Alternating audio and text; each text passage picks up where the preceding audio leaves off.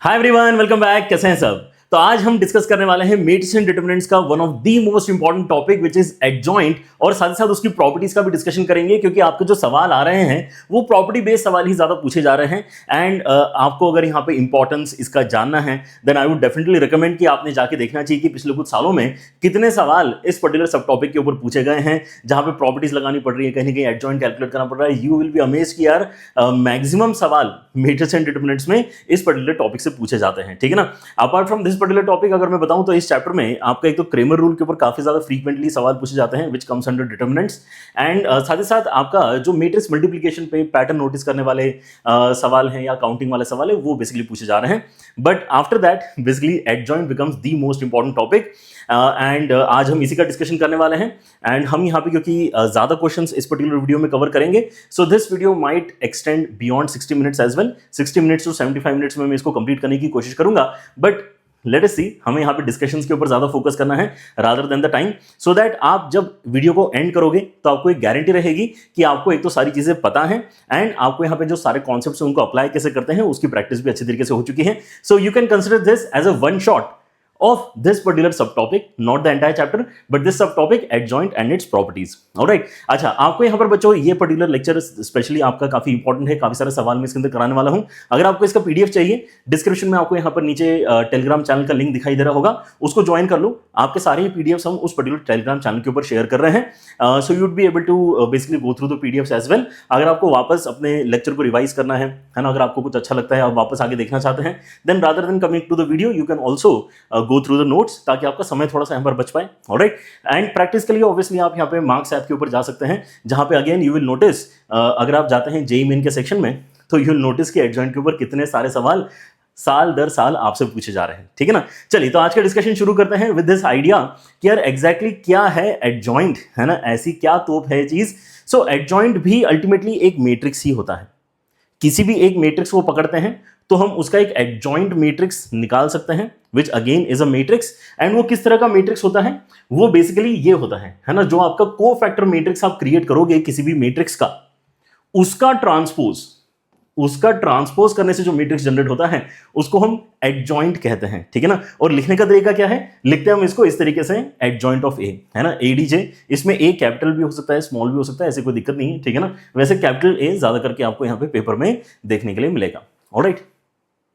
सो अब प्रॉब्लम ये होती है कि इस पर्टिकुलर डेफिनेशन को देख के उतनी फील नहीं आती है ना, उतना क्लियर नहीं हो पाता है कि यार ये कहना क्या चाहते हैं, राइट। क्योंकि मुझे लगता है कई सारे बच्चे तो इस चीज को भी उतना ज्यादा, है ना, यहाँ पे प्रैक्टिस नहीं करते हैं कि यार को फैक्टर हमने यहाँ पे निकाले ही कितने बार हैं, राइट। यूजुअली हम माइनर निकाल के अपना काम चला लेते हैं। So let me take up one example, ताकि एटलीस्ट आपको डेफिनेशन क्लियर हो, क्योंकि जब डेफिनेशन क्लियर होगी, एडजॉइंट कैसे बन रहा है, कौन सी मैट्रिक्स होती है आपको पता चले, तब तो आप यहाँ पे उसकी प्रॉपर्टीज को ज्यादा बेहतर तरीके से समझ पाओगे। सो वन सिंपल एग्जाम्पल आया है, ठीक है ना। आप यहाँ पर देख पा रहे हैं कि हमारे पास में एक ए नाम का मैट्रिक्स है, राइट। ए नाम के मैट्रिक्स का अगर आप कोफैक्टर मैट्रिक्स कैलकुलेट कर पाते हो, जो कि यहां पे लिखा हुआ है, ठीक है ना, देन उसी चीज का ट्रांसपोज अगर आप कर दोगे तो आपको एडजॉइंट मिल जाएगा। Now the point is this, exactly क्या ये सी कैसे निकला है। ऑलराइट? सो आपको यहां पे किसी भी एलिमेंट, है ना, ध्यान क्या रखना है कि मुझे अगर किसी भी एलिमेंट का, है ना, एलिमेंट का नाम लेटर से हमने यहां पे अभी ए आई जे अगर दिया है, ठीक है ना, जैसे A11 is this, A12 is this, ये कौन सा हो जाएगा? ये आपका A23 हो जाएगा। ये कौन सा हो जाएगा? A32 हो जाएगा, ठीक है ना। तो हम यहाँ पे आई और जे की मदद से एग्जैक्टली लोकेशन बता सकते हैं कि हम किस पर्टिकुलर एलिमेंट की बात कर रहे हैं, ठीक है ना। सो आई कॉमा जे पोजीशन पे प्रेजेंट जो आपका एलिमेंट है, उसका जो माइनर बनेगा, उसको हम एम आई जे से रिप्रेजेंट करते हैं, एंड उसका जो को फैक्टर बनेगा उसको हम सी आई जे से रिप्रेजेंट करते हैं, ठीक है ना। पहली बात तो ये हमें अच्छी तरीके से समझना है। नाउ सी आई जे और एम आई जे में जो रिलेशन है वो भी हम यहां पे पहले से निकाल के रखना चाहते हैं। आपका जो सी आई जे होता है, जिसको हम को फैक्टर कहते हैं, वो होता है कुछ इस तरीके से कैलकुलेट, -1 की पावर आई प्लस जे करना है एंड उसके अंदर एम आई जे मल्टीप्लाई करना है, राइट। सो आप ये नोटिस कर सकते हो कि आपका सी आई जे और एम आई जे में ज्यादा फर्क नहीं है। -1 की पावर आई प्लस जे बस मल्टीप्लाई करने से आपको यहां पर जो नया वैल्यू मिलेगा उसी को हम सी आई जे कह रहे हैं। And now if you notice कि यार वो नया वैल्यू जो कैलकुलेट हो रहा है उसके अंदर या तो आई प्लस जे इवन है तो कुछ मल्टीप्लाई ही नहीं हो रहा है, ऐसा कह सकते हैं, क्योंकि -1 की पावर इवन हो जाएगा आई प्लस जे, तो ये -1 पावर इवन तो 1 ही होता है, तो मतलब एम आई जे और सी आई जे बराबर हो जाएंगे। अगर आई प्लस जे आपका ऑड है देन इन दैट केस यहां पे एक माइनस साइन एक्स्ट्रा आ जाएगा, मतलब Cij जो है कभी कभी तो एग्जैक्टली Mij के ही बराबर हो जाता है, या फिर कभी कभी एक्स्ट्रा माइनस साइन लेके आपको Cij लिखना होता है, ठीक है ना। Now what is Mij? अगर आप अभी भी ये सोच रहे हैं कि सर ओके Cij के बारे में आप बता रहे हो लेकिन Mij क्या है ये तो बताया नहीं है, देन Mij बेसिकली आपका क्या है, माइनर है। एंड माइनर आपने काफी बार कैलकुलेट किया है, नो दैट, क्योंकि आपने डिटरमिनेंट अच्छी तरीके से यहाँ पे पढ़ा हुआ है। जैसे आप डिटरमिनेंट निकालते समय 1 के साथ में क्या मल्टीप्लाई करते हो, this into that minus this into that. तो ये जो आप कैलकुलेट करके नंबर बताने वाले हो कितना आएगा यहाँ पे, this into that is 2 and minus this into that is another 2, तो 4 यहाँ पर वैल्यू बनेगा। तो ये 1 एलिमेंट का ही माइनर है। 1 एलिमेंट का माइनर निकालने के लिए हम क्या करेंगे, उस रो और उस कॉलम को हटा देंगे। उस रो और उस कॉलम को हटाने के बाद में जो छोटा आपका यहाँ पे एक डिटरमिनेंट बना है उसको कैलकुलेट करके जो वैल्यू आपकी बन रही है वो उस एलिमेंट का माइनर कहलाता है, ठीक है ना। सो अगर मैं अब कोफैक्टर मैट्रिक्स की कैलकुलेशन आपको बताता हूं entirely, it will just take 2 more minutes, तो आपको यहां पर एक कॉन्फिडेंस आएगा कि okay now you can also calculate adjoint whenever possible, ठीक है ना, या जब भी नीडेड है आप निकाल सकते हैं। तो मेरा जो सी मैट्रिक्स है ये कोफैक्टर मैट्रिक्स है। तो पहला वाला एलिमेंट क्या है, A11, तो यहां पर लिखना है मुझे C11। C11 अगर मुझे लिखना है तो मैं क्या करूंगा, यहाँ पे माइनर कैलकुलेट करूंगा और उसके अंदर क्या हो जाएगा, -1 की पावर i प्लस जे। और i प्लस जे अगर आप यहां पे देखते हो तो एक बार आपका इवन एडिशन आएगा, एक बार आपका ऑड एडिशन आएगा। तो इसलिए हम क्या कर सकते हैं, ये जो साइन है इसको पहले से कैलकुलेट करके रख सकते हैं। और ये जो साइन मैं आपको बताने वाला हूं ये आपका साइन का जो पूरा नेटवर्क है वो आपने पहले देखा हुआ होगा फॉर श्योर, ठीक है ना। -1 की पावर i प्लस जे अगर मैं करता हूं तो 1 की वजह से आपके यहाँ पे इवन पावर बन रहा है तो यहाँ पे प्लस साइन आता है, ठीक है। फिर आपका 1 2 की वजह से माइनस साइन बनेगा तो यहाँ पे माइनस साइन आएगा, राइट। फिर यहाँ पे आपका फिर से प्लस साइन आएगा क्योंकि 1 3 वाला लोकेशन है आपका, राइट। नीचे अगर मैं आता हूं तो यहाँ पे आपका माइनस साइन आएगा, यहाँ पे आपका प्लस साइन आएगा, यहाँ पे आपका माइनस साइन आएगा। अगेन आप i प्लस जे करके देख सकते हैं, जहां जहां पे i प्लस जे की वैल्यू ऑड आ रही है वहां पे माइनस साइन है, जहां जहां i प्लस जे की वैल्यू इवन है वहां पे प्लस साइन है, ठीक है ना। सो ये जो हमारे यहाँ पे प्लस माइनस प्लस वाला यहाँ पे कॉम्बिनेशन बनता है, राइट, ये इस चीज को टेक केयर कर लेता है कि कोफैक्टर निकालते समय अब मुझे यहाँ पे साइन तो पहले से लगा दिया, जिस पोजीशन में मुझे प्लस चाहिए तो मैंने प्लस लगा दिया, जिस पोजीशन पे मुझे माइनस चाहिए तो मैंने माइनस लगा दिया। अब केवल Mij की कैलकुलेशन करके मुझे यहाँ पे ब्रैकेट्स के अंदर वैल्यू सब्स्टिट्यूट करनी है, right. So let me substitute the values 1 by 1 and जो हमारे यहाँ पे सबसे पहला वाला एलिमेंट है उसके लिए हमने कैलकुलेट कितना किया है, माइनर 4 के बराबर कैलकुलेट किया है, तो बस यहाँ पे 4 लिख दो। ऐसे ही अगर आप अगले एलिमेंट को पकड़ना चाहते हैं, ठीक है ना, so now I am not going to actually cut the layers, otherwise बार बार रब करना पड़ेगा। आप इमेजिन करो 2 का माइनर निकालने के लिए 2 का रो 2 का कॉलम हटाने से आपको क्या मिलेगा, 6 - 8, मतलब ये आ जाएगा -2 के बराबर। तो यहां पर हमने डालना चाहिए -2। अगेन 3 का माइनर निकालने के लिए 3 वाला रो 3 वाला कॉलम हटा के आ जाएगा -3 - 4, मतलब यहां पे आ जाएगा -7, ठीक है ना। तो इस तरह से आपके यहाँ पर वैल्यूज आप लिखते चलो और ये जो आप लिख रहे हो यही आपका कोफैक्टर मैट्रिक्स क्रिएट करके देने वाला है। क्या अभी देख पा रहे हैं, 4 आ गया हमारे पास में, फिर +2 आ गया, क्यों, क्योंकि माइनस माइनस हो जाएगा, और -7 भी हमारे पास में आ चुका है। ऐसे ही अगर आप आगे की वैल्यूज निकालना चाहते हो तो आपका जो 3 यहाँ पे लिखा हुआ है उसका रो उसका कॉलम अगर आप हटा देते हो तो आपको मिलेगा 4 and 3, मतलब यहाँ पे आपका 7 आ जाएगा। देन अगर आपको ये बीच वाला 1 का माइनर निकालना है तो यहाँ पे 2 and सब्ट्रैक्ट हो जाएगा -12, तो ये आ जाएगा -10 के बराबर। तो सेंटर में आपका -10 आया है।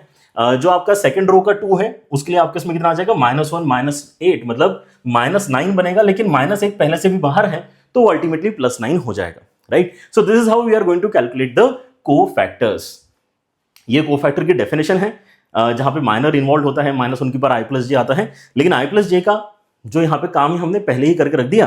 That's why it is feeling like हम अपने माइनर्स की ही कैलकुलेशन बस करते जा रहे हैं for these white values, alright. 4 वाला जो एलिमेंट है उसके लिए कितना हो जाएगा, 4 वाले एलिमेंट के लिए आपके इसमें यहाँ पे 4 - 3, मतलब यहाँ पे 1 आएगा। फिर आपका जो -1 वाला एलिमेंट है उसके साथ में कितना आ जाएगा, कॉलम और रो को हटाओ तो आ जाएगा 2 and -9, मतलब यहाँ पे -7 आ जाएगा। एंड लास्ट वाला जो एलिमेंट आपका बचा है उसके लिए आपका यहाँ पे 1 and -6, मतलब -5 आ जाएगा, राइट। बस आपका काम क्या है कि इसी का अब आप क्या कर लो, ट्रांसपोज ले लो। एंड ट्रांसपोज लेना मेरे ख्याल से काफी आसान है, तो आप यहाँ पे डायरेक्टली देख लो, ठीक है ना, अलग से लिख के दिखाने की शायद जरूरत नहीं पड़ना चाहिए। जब आप ट्रांसपोज लोगे तो जो रो में लिखा है वो कॉलम में आ जाएगा, ठीक है ना। तो 4 2 -7, 4 2 -7 कॉलम में आ गया। फिर आपका -7 -10 +9, -7 -10 +9 कॉलम में आ गया। एंड देन 1 7 and -5, 1 7 and -5 आपका फिर से कॉलम में आ गया, ठीक है ना। सो अगर आप ये प्रोसेस फॉलो करना जानते हो तो आपको मतलब एडजॉइंट निकालते आता है। क्या है एडजॉइंट? एडजॉइंट है बेसिकली ट्रांसपोज, किस चीज का, कोफैक्टर मैट्रिक्स का। कोफैक्टर मैट्रिक्स कैसे बनती है, हर एक एलिमेंट के कोफैक्टर्स को वहां पे लिख देना है जहां पे वो पहले एलिमेंट हुआ करता था, ठीक है ना। तो उस मैट्रिक्स को कोफैक्टर मैट्रिक्स बोलते हैं। उसका ट्रांसपोज लेने से जो भी मैट्रिक्स बन रहा है उसी का नाम हमने एडजॉइंट रखा है। अब सवाल ये उठता है कि यार ये इस तरह से क्यों इतना इंपॉर्टेंस दिया गया है इस मैट्रिक्स को, है ना। वो अगर आपको समझना है तो आपको यहां पर प्रॉपर्टीज का डिस्कशन स्टार्ट करना होगा। ऑलराइट, एंड अगर मैं यहां पे प्रॉपर्टीज का डिस्कशन स्टार्ट करता हूं देन वैसे तो बहुत सारी प्रॉपर्टीज जो हमें यहां पे फोकस में लेकर आनी है, जिनका यूटिलाइजेशन आपके क्वेश्चंस में बार बार होता है, लेकिन अंडरस्टैंडिंग पॉइंट ऑफ व्यू से, अगर मैं अंडरस्टैंडिंग पॉइंट ऑफ व्यू से अगर बात करूं then the most important property is basically this. ये प्रॉपर्टी अगर आप समझ जाते हो तो आपको यह पता चलता है कि एडजॉइंट को इतना इंपॉर्टेंस क्यों दिया जा रहा है, ठीक है ना। इसलिए इस प्रॉपर्टी को ध्यान से देखो एंड इसका मैं थोड़ा सा कैलकुलेशन भी आपको करके दिखाऊंगा। क्या कहता है ये कहता है कि यार देखो a इंटू एडजॉइंट ऑफ ए तो आपको दिया ही हुआ होता है, जैसे यहां पे दिया हुआ था। एडजॉइंट ऑफ ए कैलकुलेट करना आपने सीख लिया है, तो a इंटू एडजॉइंट ऑफ ए कभी भी अगर आप कैलकुलेट करते हो तो ये गारंटी कर रहा है प्रॉपर्टी कि आपको हमेशा क्या मिलेगा, डिटरमिनेंट ऑफ a इंटू आई मिलेगा। और ये कम्यूट भी करता है ना। तो आपने एडजॉइंट ऑफ a इंटू ए किया तो भी आपको यही रिजल्ट मिलेगा, determinant of a into I. Now this definitely needs a checking, है ना। एक बार वेरिफिकेशन डेफिनेटली हम यहां पे करके देखते हैं, क्योंकि हमारा ऑलरेडी एग्जांपल चल ही रहा है, तो उसी एग्जांपल को कंटिन्यू करते हैं। हमने अभी अभी ए देखा, हमने बड़ी मेहनत से कोफैक्टर निकाल के फिर उसका एडजॉइंट भी निकाल के रखा हुआ है, ठीक है ना। Let us just try and multiply these two matrices. कोई बड़ी बात नहीं होना चाहिए। अगर मैं यहां पे मल्टीप्लाई करना चाह रहा हूं क्या क्या, ए और एडजॉइंट ऑफ ए को अगर मैं मल्टीप्लाई करना चाहता हूं, ठीक है ना, तो साइड बाय साइड लिख देते हैं बस 1 2 3। क्या क्या है, 1 2 3, उसके साथ में है 3 1 2 एंड 4 -1 2।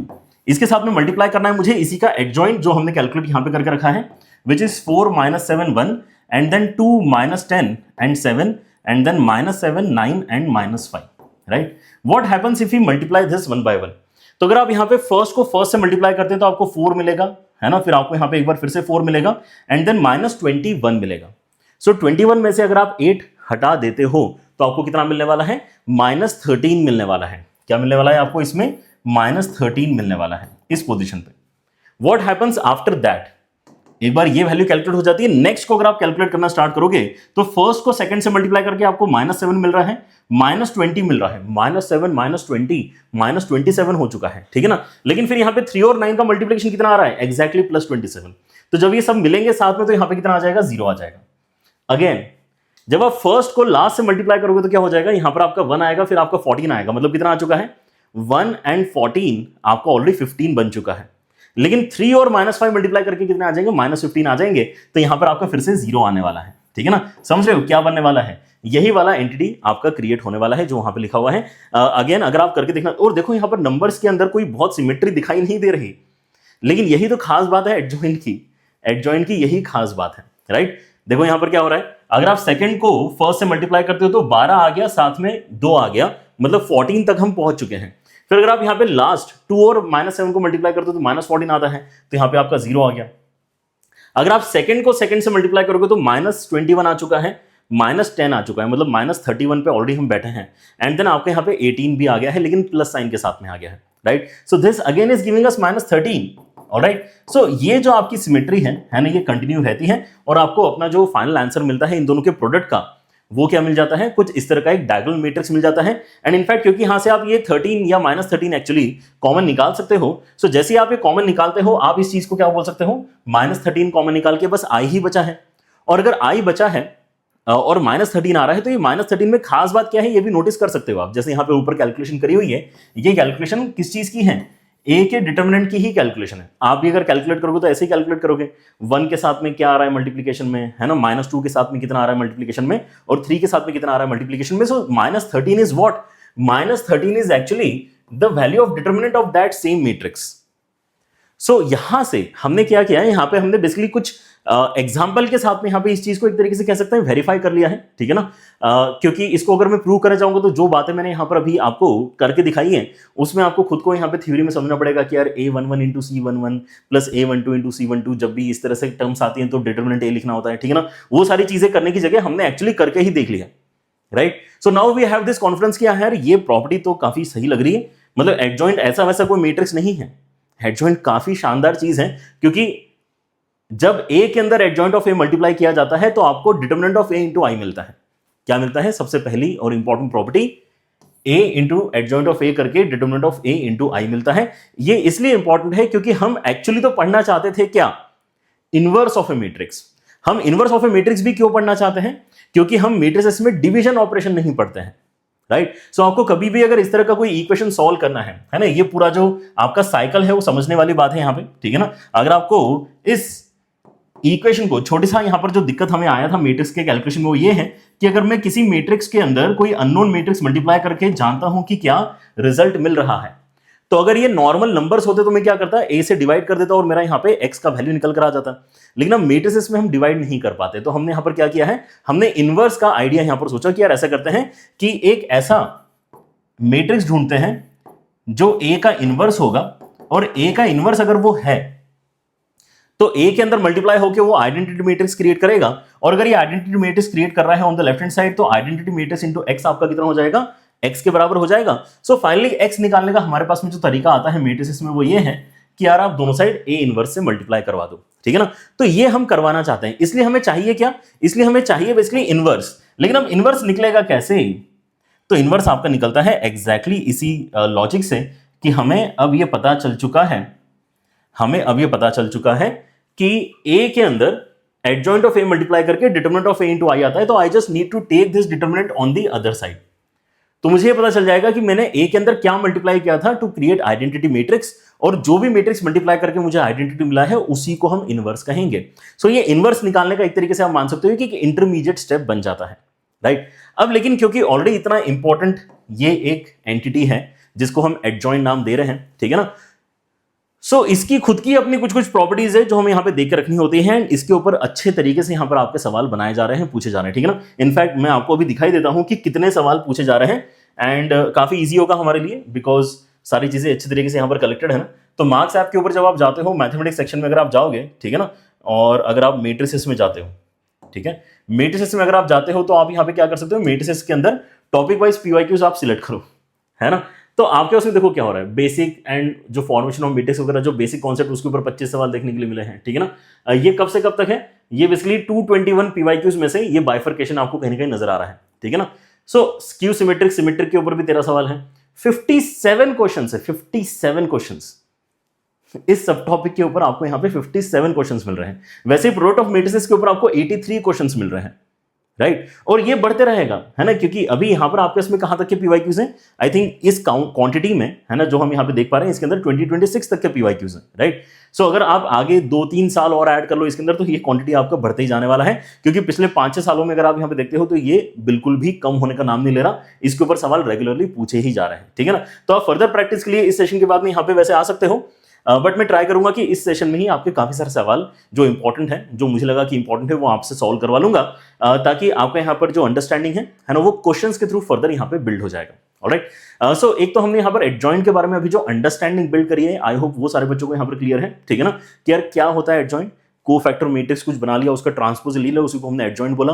क्यों इंपॉर्टेंट है? क्योंकि इसकी मदद से हम आगे चल के इनवर्स की कैलकुलेशन करने वाले हैं, ठीक है ना? लेकिन अभी इंटरमीडिएट मैट्रिक्स इतना इंपॉर्टेंट अगर हमें लग ही रहा है तो इसकी प्रॉपर्टीज भी हम पढ़ लेते हैं। सो प्रॉपर्टीज में कुछ प्रॉपर्टीज आती हैं कुछ ऐसी कि यार एडजॉइंट ऑफ ए जो आपने मैट्रिक्स बनाया, अगर कोई मुझसे उसका डिटरमिनेंट पूछ ले तो प्रॉब्लम ये होगी उस केस में हमें कि यार टाइम लगता है।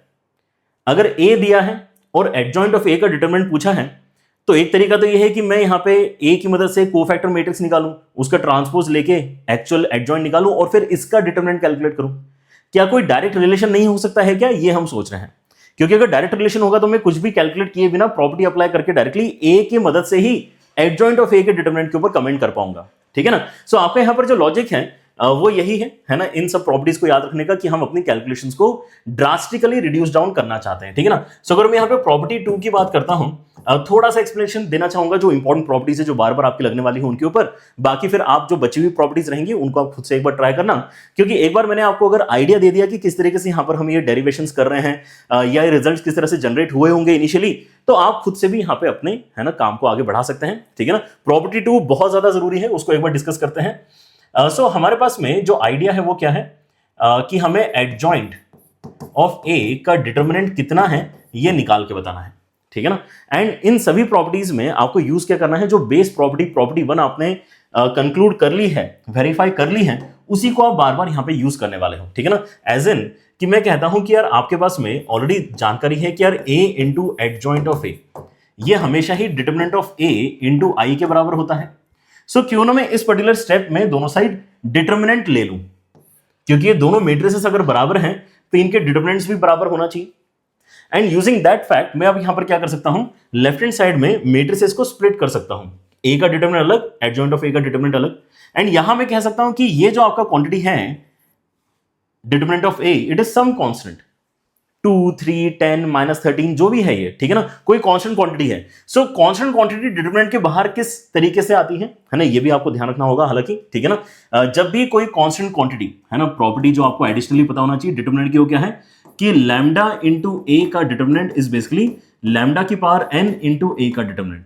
तो जब लैम्डा बाहर आता है तो वो n पावर लेके आता है, जहां पे n क्या है, n बेसिकली आपके ए मैट्रिक्स का ऑर्डर होता है। ए मैट्रिक्स का ऑर्डर अगर 3 है तो लैम्डा क्यूब बन के बाहर आएगा, ए मैट्रिक्स का ऑर्डर अगर 2 है तो लैम्डा स्क्वायर बन के बाहर आएगा, ठीक है ना। सो डिटरमिनेंट के अंदर से जब भी कांस्टेंट बाहर आता है तो उतनी पावर लेके बाहर आता है जितना ए का ऑर्डर है, राइट। सो ये भी कोई कांस्टेंट है तो उतनी पावर लेके बाहर आ जाएगा जितना आई का ऑर्डर है। आई का ऑर्डर कितना होगा, जितना ए का ऑर्डर है, जितना एडजॉइंट ऑफ ए का ऑर्डर है, तो हम यहां पे उसको अभी के लिए n मान सकते हैं, राइट। सो अब अगली स्टेप में क्या होने वाला है, नेक्स्ट स्टेप में आप यहां पे नोटिस करोगे कि हम अपने डिस्ट्रीब्यूशंस कुछ ऐसे कर सकते हैं कि ए का डिटरमिनेंट अलग कर लिया, एडजॉइंट ऑफ ए का डिटरमिनेंट अलग कर लिया, एंड जब ये बाहर आया कांस्टेंट तो ये डिटरमिनेंट ए की पावर n बन के बाहर आया और अंदर मुझे यहां पे अब आई का डिटरमिनेंट बस बचा हुआ नजर आ रहा है, जैसे यहां पे ए का डिटरमिनेंट बचा हुआ नजर आ रहा है। ये तो 1 के ही बराबर होता है, एंड यहां से अगर आप कैंसिलेशन करवाओगे तो क्या हो जाएगा, एक डिटरमिनेंट आपका कैंसिल हो जाएगा, राइट। मतलब हमारा जो रिजल्ट अल्टीमेटली आ रहा है वो क्या है, एडजॉइंट ऑफ ए का डिटरमिनेंट बेसिकली डिटरमिनेंट ए की पावर में n-1। This is exactly what we want to learn as a property. Very very important, very very important, ठीक है ना। अब यही सेम काम आप बाकी चीजों के साथ में कर सकते हैं। Let me help you with one more property, after that I will give it as homework for all of you to basically try and derive. Otherwise इनको याद करना तो आपका सबसे पहला टास्क है, इन सब प्रॉपर्टीज को याद रखना है, सबसे पहला काम यही है, ठीक है ना। फिर बाद में ये सोचना है कि हम इसका एक्चुअल जो पीछे का डेरिवेशन वगैरह है वो भी समझ पा रहे हैं या नहीं। And these are pretty easy to just read and remember, ठीक है ना। कि यार अगर आप इसमें आई का एडजॉइंट निकालोगे तो आई ही आ जाएगा, नल मैट्रिक्स का एडजॉइंट नल मैट्रिक्स से आ जाएगा, अगर सिमेट्रिक मैट्रिक्स है तो उसका एडजॉइंट भी सिमेट्रिक होता है। इस तरह से कुछ बेसिक रिलेशंस जो है ये तो आप मेरे ख्याल से काफी इजीली वैसे भी है ना गो थ्रू करके याद रख सकते हैं। मेन प्रॉपर्टीज आपकी ये इनिशियल 8 प्रॉपर्टीज मानी जाएंगी। Alright, so what happens if I want to see कि यार एडजॉइंट ऑफ ए क्या होने वाला है। Again something which we are going to use heavily in today's session. Adjoint of A क्या होने वाला है, right. So let us try it out. मेरा यहां पे जो प्रॉपर्टी 3 है ना, वो क्या है, एडजॉइंट ऑफ ए क्या होगा, है ना, ये मेरा सवाल है। तो हम यहां पे फिर से अपनी इनिशियल जो इक्वेशन है उसी का इस्तेमाल करते हैं, ये भी समझने की कोशिश करो। हम ये कहेंगे कि यार देखो इनिशियल इक्वेशन हमें कहती है कि यार देखो आपके पास में कोई भी अगर मैट्रिक्स है तो उसके अंदर अगर आप उसी मैट्रिक्स का एडजॉइंट मल्टीप्लाई कर देते हो सो उस मैट्रिक्स का डिटरमिनेंट इनटू आई हमेशा यही बनेगा, और ये किसी भी मैट्रिक्स के लिए ट्रू है। तो हम ये कह रहे हैं कि यार एडजॉइंट ऑफ ए भी तो एक मैट्रिक्स ही है ना, सो क्यों ना मैं यहां पे m के प्लेस में adjoint of A he replace करवा दूं। अगर मैं यहां पे एडजॉइंट ऑफ ए रिप्लेस करवा दूं, यहां पर भी एडजॉइंट ऑफ ए रिप्लेस करा दूं, और मैं यहां पर भी एडजॉइंट ऑफ ए रिप्लेस करवा दूं, राइट। सो इक्वेशन तो अभी भी ट्रू होगी because this blue equation is true for any matrix, right. So adjoint of A is also a matrix, right. But ऐसा करने से हुआ क्या है, एक बहुत ही बढ़िया टर्म हमारे पास में जनरेट हो गई है जो एक्चुअली हमें फाइंड करनी है। एडजॉइंट ऑफ ए हमें फाइंड करना है ना, कितना होगा एडजॉइंट ऑफ ए कितना होगा, तो वो यहां पे बन गया। अच्छा, अब इस इक्वेशन में ये बन गया है तो अब दिक्कत कौन दे रहा है, मतलब ये एक्स्ट्रा मल्टीप्लीकेशन में जो फैक्टर है ये हमें नहीं चाहिए।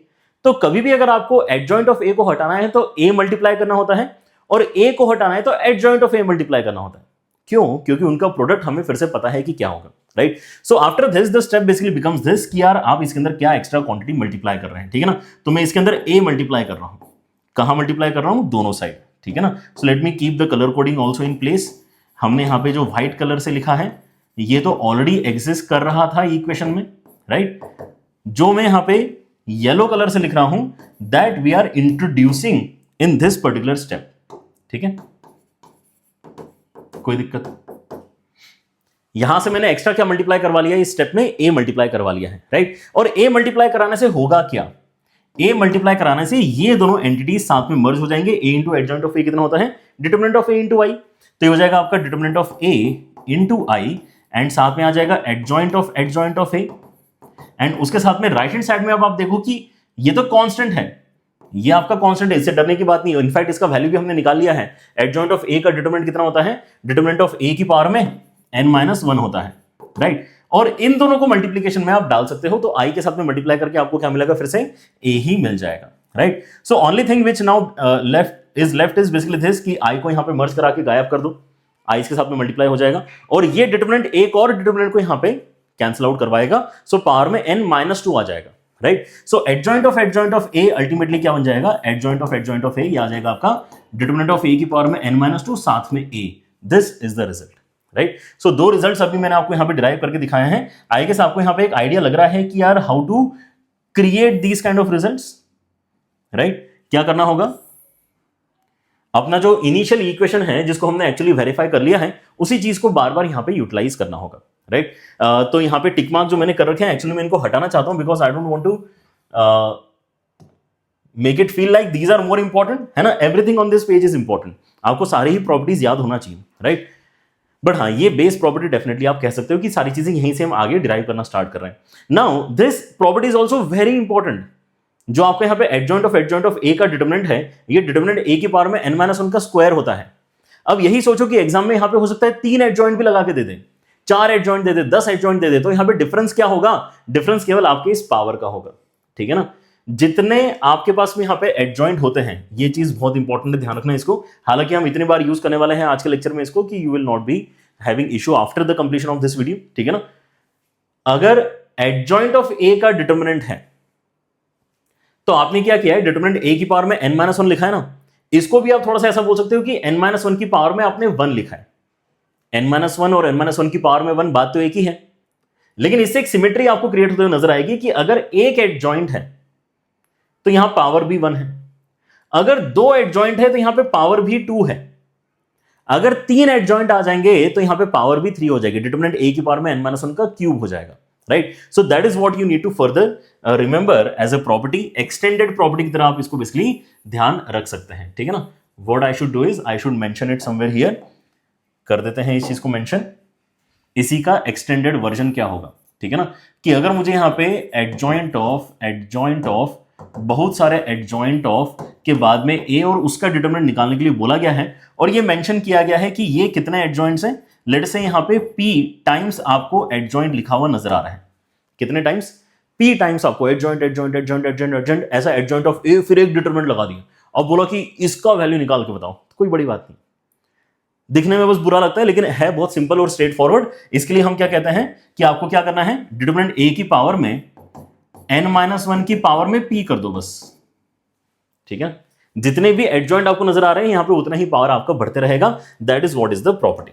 डन है, right. If this is done then we can basically move on to questions, because आपके बाकी सारे जो प्रॉपर्टीज हैं, है ना, I will leave it up to you कि आप इनको थोड़ा सा खुद से या तो डायरेक्टली याद करने की कोशिश करें, ठीक है ना, या फिर थोड़ा थोड़ा डिराइव करने की कोशिश करें। 2-2 लाइन के आपके यहाँ पे प्रूफ है। अगर आपको लगता है कि नहीं आपको बहुत डिटेल में यहाँ पे इसकी अंडरस्टैंडिंग भी चाहिए, लेट मी नो, आपके लिए वैसा वीडियो भी यहाँ पर मैं बना दूंगा। बट आज का मुझे लगता है फोकस ये होना चाहिए कि are we able to solve the questions जो जेईई में पूछे जा रहे हैं, ठीक है ना, because everything will be based on these properties in today's lecture. Alright, next property क्या है आपकी? अच्छा, इसका एक्सटेंडेड वर्जन मैंने आपको बता दिया है, ऊपर वाले तीनों मैंने आपको प्रूव करके दिखा दिए हैं। यहां पे आपको ध्यान रखना है फिफ्थ प्रॉपर्टी में कि अगर आप किसी मैट्रिक्स के ट्रांसपोज का एडजॉइंट निकालने के लिए बोलते हो तो कोई दिक्कत नहीं है, आप ट्रांसपोज बाहर भी निकाल सकते हो। मतलब क्या है, पहले एडजॉइंट निकाल लो, बाद में ट्रांसपोज कर लेना चलेगा। फिर आपका यहां पे क्या है, एडजॉइंट ऑफ ए बी जो है, अगर आप इसको स्प्लिट करना चाहते हो तो कर सकते हो, लेकिन यहां पर रिवर्सल लॉ लगता है, जैसे कि ट्रांसपोज के केस में भी लगता है। ए इंटू बी का ट्रांसपोज क्या होता है, बी का ट्रांसपोज इंटू ए का ट्रांसपोज, तो चीजें आगे पीछे हो जाती हैं। वही सेम चीज यहां पे भी हम ध्यान रखेंगे कि यार आगे पीछे करना है, पहले एडजॉइंट ऑफ बी आएगा फिर एडजॉइंट ऑफ ए आएगा। नेक्स्ट, आप यहां पे पावर को बाहर निकाल सकते हो, जैसे डिटरमिनेंट के अंदर भी निकाल सकते हैं। डिटरमिनेंट की और भी एक इंपॉर्टेंट प्रॉपर्टी क्या है, ये तो एक इंपॉर्टेंट प्रॉपर्टी हमने डिटरमिनेंट की लिखी थी। Another important property will be this, कि अगर कोई आपको कहता है कि a की पावर n का डिटरमिनेंट कितना है, तो तो आप सिंपली उसको a के डिटरमिनेंट की पावर में n ऐसा बता सकते हो, ठीक है ना। जैसे डिटरमिनेंट के अंदर से भी आपके यहाँ पर पावर बाहर निकाला जा सकता है, बिल्कुल उसी तरीके से एडजॉइंट के अंदर से भी आप यहाँ पे क्या कर सकते हैं, पावर को बाहर निकाल सकते हैं। ये बोल सकते हैं कि यार पहले एडजॉइंट ऑफ a कैलकुलेट कर लेते हैं और फिर पावर m करते रहेंगे उसका, ठीक है ना, rather than doing power initially. And then this again is very very important, क्योंकि कांस्टेंट बाहर निकालना आपको पड़ेगा ही पड़ेगा, है ना। आपके कई सारे सवाल आपको ऐसे मिलेंगे जिसके अंदर आपको एडजॉइंट के अंदर यहाँ पे डायरेक्टली a नहीं देते हैं, 2a दे दिया, 3a दे दिया, है ना। तो आपको कांस्टेंट बेसिकली बाहर पुश करना पड़ता है। अब डिटरमिनेंट के अंदर से जब कांस्टेंट बाहर पुश होता है, सो पूरा का पूरा n पावर लेके बाहर आता है, लेकिन एडजॉइंट के अंदर से जब बाहर पुश होता है तो कितना पावर लेके बाहर आता है, एक कम पावर लेके बाहर आता है, ठीक है ना। यहां से जब k आपका बाहर निकलेगा, k बाहर निकल सकता है, उसमें कोई प्रॉब्लम नहीं है, लेकिन जब वो बाहर निकलेगा तो n पावर लेके नहीं आ रहा है, वो n-1 पावर लेके बाहर आ रहा है। इस बात को आपको ध्यान रखना है, ठीक है ना। So this side is done. बाकी आप इसको एक बार रीड आउट कर सकते हैं। जो डायगोनल है मैट्रिक्स उसका एडजॉइंट भी डायगोनल होगा, जो ट्रायंगुलर मैट्रिक्स है अपर ट्रायंगुलर लोअर ट्रायंगुलर उनका एडजॉइंट भी ट्रायंगुलर ही होगा, ठीक है ना। जो सिंगुलर है मतलब जिनका डिटरमिनेंट 0 आता है, उनके एडजॉइंट का डिटरमिनेंट भी 0 ही आएगा, ठीक है ना। मतलब यहां पर ये कोरिलेशंस हैं, सिमेट्रिक है तो सिमेट्रिक, डायगोनल है तो डायगोनल, ट्रायंगुलर है तो ट्रायंगुलर एंड सिंगुलर है तो सिंगुलर, ठीक है ना। तो this is something that you can remember. Alright, चलिए, तो once you have good idea about the properties, so now we can start looking at the questions जो हमसे यहाँ पे पूछे जा सकते हैं, ठीक है ना। And I have picked some good questions only, right. So अगर आपको और भी बेस क्वेश्चंस अगर यहाँ पे चाहिए, थोड़े और सिंपल क्वेश्चंस चाहिए, you can definitely explore the previous year questions as well, जो आपको यहाँ पर मैंने अभी दिखाए थे मार्क्स आपके ऊपर, या आपके इसमें जो भी मटेरियल है उसके अगर बेसिक क्वेश्चंस अगर आप पहले करना चाहते हो तो कर सकते हैं, क्योंकि दिखने में हो सकता है कि मैं जो सवाल आपको करा रहा हूँ वो स्टार्टिंग से आपको थोड़े से डरावने लगे, ठीक है ना। डरने वाली बात नहीं है, यहाँ पर मैं आपको एक एक करके बताता हूँ कि कैसे इजीली हम अपना काम यहाँ पे कर रहे होते हैं, ठीक है ना। क्या दिया गया है यहाँ पे, सबसे बेसिक जो हमारे यहाँ पर आइडिया है वहीं से स्टार्ट कर रहे हैं, धीरे धीरे आपको यहाँ पर लेवल भी हम बढ़ाते चलेंगे जैसे जैसे हम आगे जा रहे हैं। Alright, so late A be a square matrix of order 3 such that determinant A is -2। ये इन्होंने दे रखा है, डिटरमिनेंट A की वैल्यू -2 है, राइट। फिर हमें डिटरमिनेंट पूछा है इस गंदे से एक्सप्रेशन का। अब इस एक्सप्रेशन को पहली बात तो हम लिखना चाहेंगे अपने तरीके से, क्योंकि DET करके हम डिटरमिनेंट एक्चुअली प्रीफर नहीं करते हैं, हम तो दो डंडे ज्यादा प्रीफर करते हैं डिटरमिनेंट के लिए। So let me just write it in the format that we prefer. So determinant के अंदर क्या दिया है, 3 times of adjoint of -6 times of adjoint of 3a। This is what we have to calculate, right. So यहां क्या लगने वाली है, यहां पे जो कांस्टेंट वाली प्रॉपर्टी है वो लगने वाली है, ठीक है ना। दो प्रॉपर्टीज यहां पे लगेंगी, एक तो डिटरमिनेंट के बाहर जब भी कांस्टेंट आता है तो पूरा का पूरा n पावर लेके बाहर निकलेगा, लेकिन जब एडजॉइंट के बाहर जाएगा, जब एडजॉइंट के बाहर जाएगा सो n-1 पावर लेके बाहर जाने वाला है, ठीक है ना। सो आप किसी भी एक कांस्टेंट को पकड़ के, है ना, उसके सारा जो जर्नी है बाहर तक आने का उसको नोटिस करो, है ना। That is the idea of solving these kind of questions easily. अलग अलग टीचर्स अलग अलग तरीके से बताते हैं, बट ओवर टाइम मैंने रियलाइज किया कि यार जो मैं यहां पर आपको बता रहा हूं it is easier to understand and easier to basically perform in your paper also, है ना। देखो यहां पर क्या सजेस्ट कर रहा हूं मैं कि आप ये नोटिस करो कि इस कांस्टेंट की जर्नी कैसे रहेगी। मुझे सारे कांस्टेंट्स बाहर निकालने हैं, ये मेरा टारगेट है, ठीक है ना। सो इस कांस्टेंट की जर्नी कैसे रहने वाली है, बस एक जंप आएगा इसके अंदर, जब ये जंप कंप्लीट होगा तो ये डिटरमिनेंट के बाहर आ रहा है हमारे यहां पे, क्योंकि जो मैट्रिक्स है वो ऑर्डर 3 का है तो n की वैल्यू 3 है, n की वैल्यू अगर 3 है तो यहां 3 पावर लेके बाहर आएगा, तो इसको मैं 3 ऐसा लिख के रख लूंगा, ठीक है। तो मेरे दिमाग में ये है कि इसका काम हो चुका है, ये बाहर आ चुका है, राइट। फिर नंबर किसका आएगा, फिर अगला नंबर आएगा इस पर्टिकुलर -6 कांस्टेंट का। सो -6 जो कांस्टेंट है, पहले ये जंप करके एडजॉइंट के बाहर आने वाला है और फिर एक और जंप करके ये डिटरमिनेंट के बाहर आने वाला है। तो जब ये एडजॉइंट के बाहर आएगा तब तो ये एक कम पावर लेके बाहर आएगा, एक कम मतलब 3 से एक कम मतलब कितना हो गया, 2 हो गया। और उसके बाद ये जो नंबर है, ये नंबर बेसिकली कहां बाहर आएगा, डिटरमिनेंट के बाहर आएगा। सो ये ओवरऑल 3 पावर लेके बाहर आएगा। एंड ऐसे ही हम यहां पे एक काम और कर सकते हैं कि ये जो सबसे अंदर वाला 3 है इसको भी बाहर पुश कर सकते हैं। इसकी जर्नी कैसे होगी, पहले ये इस एडजॉइंट के बाहर जंप करेगा, फिर वो इस एडजॉइंट के बाहर जंप करेगा, फिर वो इस डिटरमिनेंट के बाहर जंप करेगा, तब जाके वो अल्टीमेटली बाहर निकल पाएगा, राइट। सो पहले क्या हुआ, इस नंबर के साथ में 3 के साथ में एडजॉइंट के बाहर निकला तो 3 स्क्वायर, फिर एक और एडजॉइंट के बाहर निकला तो उसका स्क्वायर, फिर डिटरमिनेंट के बाहर निकला तो क्यूब। इस तरह से अगर आप यहां पे एक एक करके सारे ही कांस्टेंट्स को अगर निकाल देते हो तो बचेगा क्या, ठीक है ना। आपके इसमें बचेगा एडजॉइंट ए, बस इतना ही बचेगा किसके अंदर, डिटरमिनेंट के अंदर। क्या ये बात क्लियर है, डिटरमिनेंट के अंदर कितना बचेगा, एडजॉइंट एडजॉइंट ए, और इस चीज का भी हमने यहां पे फॉर्मूला पढ़ा हुआ है, राइट। ये क्या होता है, ये डिटरमिनेंट ए की पावर में n-1 का स्क्वायर होता है ना। एडजॉइंट एडजॉइंट दो बार अगर आ रहा है ना एडजॉइंट, सो दो बार आ रहा है तो डिटरमिनेंट, सॉरी हाँ, डिटरमिनेंट के साथ में दो बार एडजॉइंट आ रहा है डिटरमिनेंट के अंदर, तो डिटरमिनेंट ए की पावर में n-1 का square is what we write, right. So मतलब आपको यहां पर अब क्या करना है, बस डेटा सब्स्टिट्यूट करना है। ये कितना हो चुका है, ये 3/3 हो जाएगा। यहां अगर मैं देखता हूं तो ये 6 कर दूं, एक तो यहां पे माइनस साइन को गायब कर देते हैं, ठीक है ना, एंड 6/6 कर लेते हैं। यहां पे कितना आ जाएगा आपका 3, ये ओवरऑल आपका 12 हो जाएगा। यहां पे मैं लिखना चाहूंगा डिटरमिनेंट ए की पावर में n-1 का स्क्वायर, मतलब 2 का स्क्वायर लिखना चाहेंगे यहां पे, मतलब 4 हो जाएगा, एंड डिटरमिनेंट के प्लेस में -2 डाल देंगे, right. So this completes our solution. Sorry कितना है यहाँ पे 3/3 है। इसको भी अगर मैं स्प्लिट करता हूं तो 2/6 एंड 3/6 ऐसा स्प्लिट कर सकता हूं। ये फर्दर 3/12 है, एंड ये -2 टू द पावर 4 है, right, which is same as 2 4। So अब यहाँ पे सारी चीजें कंबाइन करने का समय आ चुका है। Let us combine everything. So अगर मैं कंबाइन करता हूं तो 3 की पावर में मुझे ओवरऑल कितना मिल जाएगा, 3 की पावर में यहां से मुझे मिल रहा है बेसिकली 21, राइट। एंड 2 की पावर में अगर मैं यहां पे देखता हूं तो कितना मिल रहा है मुझे, यहां से 6 और यहां से मुझे 4 मिल रहा है, मतलब 10 बेसिकली मुझे मिल रहा है, राइट।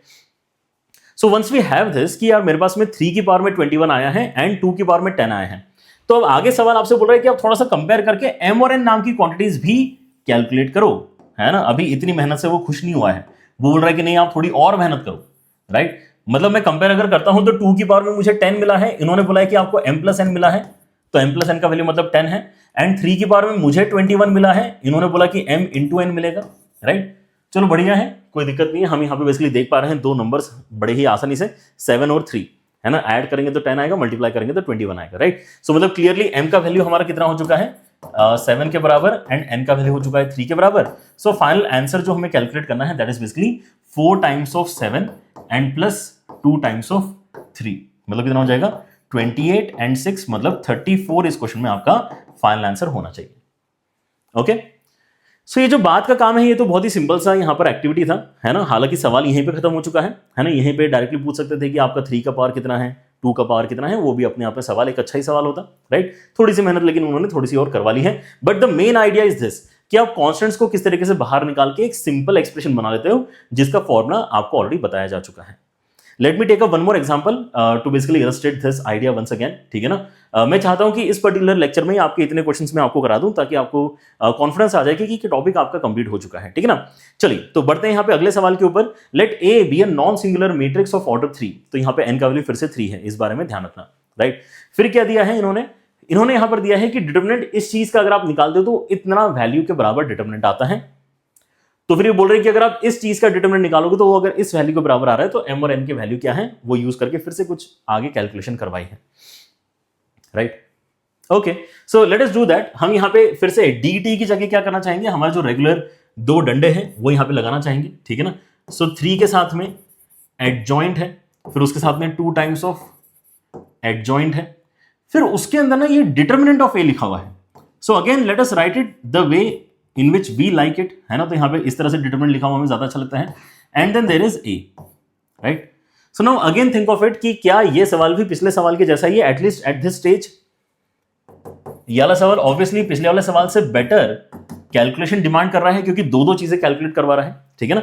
बट कांस्टेंट के पॉइंट ऑफ व्यू से अगर मैं यहां पे देखता हूं तो I don't see any difference, है ना। I hope you are also considering this as a very similar question. पहले तो आपका 3 यहां पे जंप करके बाहर आएगा, राइट। 3 जंप करके बाहर आएगा तो 3/3 आप बेसिकली बाहर लिखना चाहोगे। उसके बाद में 2 का नंबर आएगा, अगर आप 2 को यहां पे जंप करके बाहर निकालना चाहते हो तो ये 2 स्टेप में बाहर आएगा। एक बार एडजॉइंट के बाहर आएगा, फिर उसके बाद में डिटरमिनेंट के बाहर आएगा, ठीक है ना। एडजॉइंट के बाहर आया है तो एक कम पावर, एंड देन डिटरमिनेंट के बाहर आया तो कंप्लीट 3 पावर लेके बाहर कांस्टेंट आता है। ये आपको अप्लाई करते आना चाहिए। ये प्रॉपर्टी हम अप्लाई करते जा रहे हैं, ठीक है ना। यहां पर हमने पढ़ तो ली थी वो प्रॉपर्टीज, ठीक है ना, कि यहां से वो कंप्लीट पावर लेके बाहर आता है, यहां पे कम पावर लेके बाहर आता है, ठीक है ना। अप्लाई करते समय ऐसा नजर आता है वो, ऑलराइट। अच्छा, और लास्ट के बच गए, देखो यहां पे determinant of A is also constant only, है ना। ये समझो, डिटरमिनेंट ऑफ ए भले ही आपको पता ना हो लेकिन अल्टीमेटली कुछ तो कांस्टेंट क्वांटिटी ही होने वाली है। तो इसकी जर्नी कैसे रहेगी, इसकी जर्नी 3 स्टेप की होने वाली है।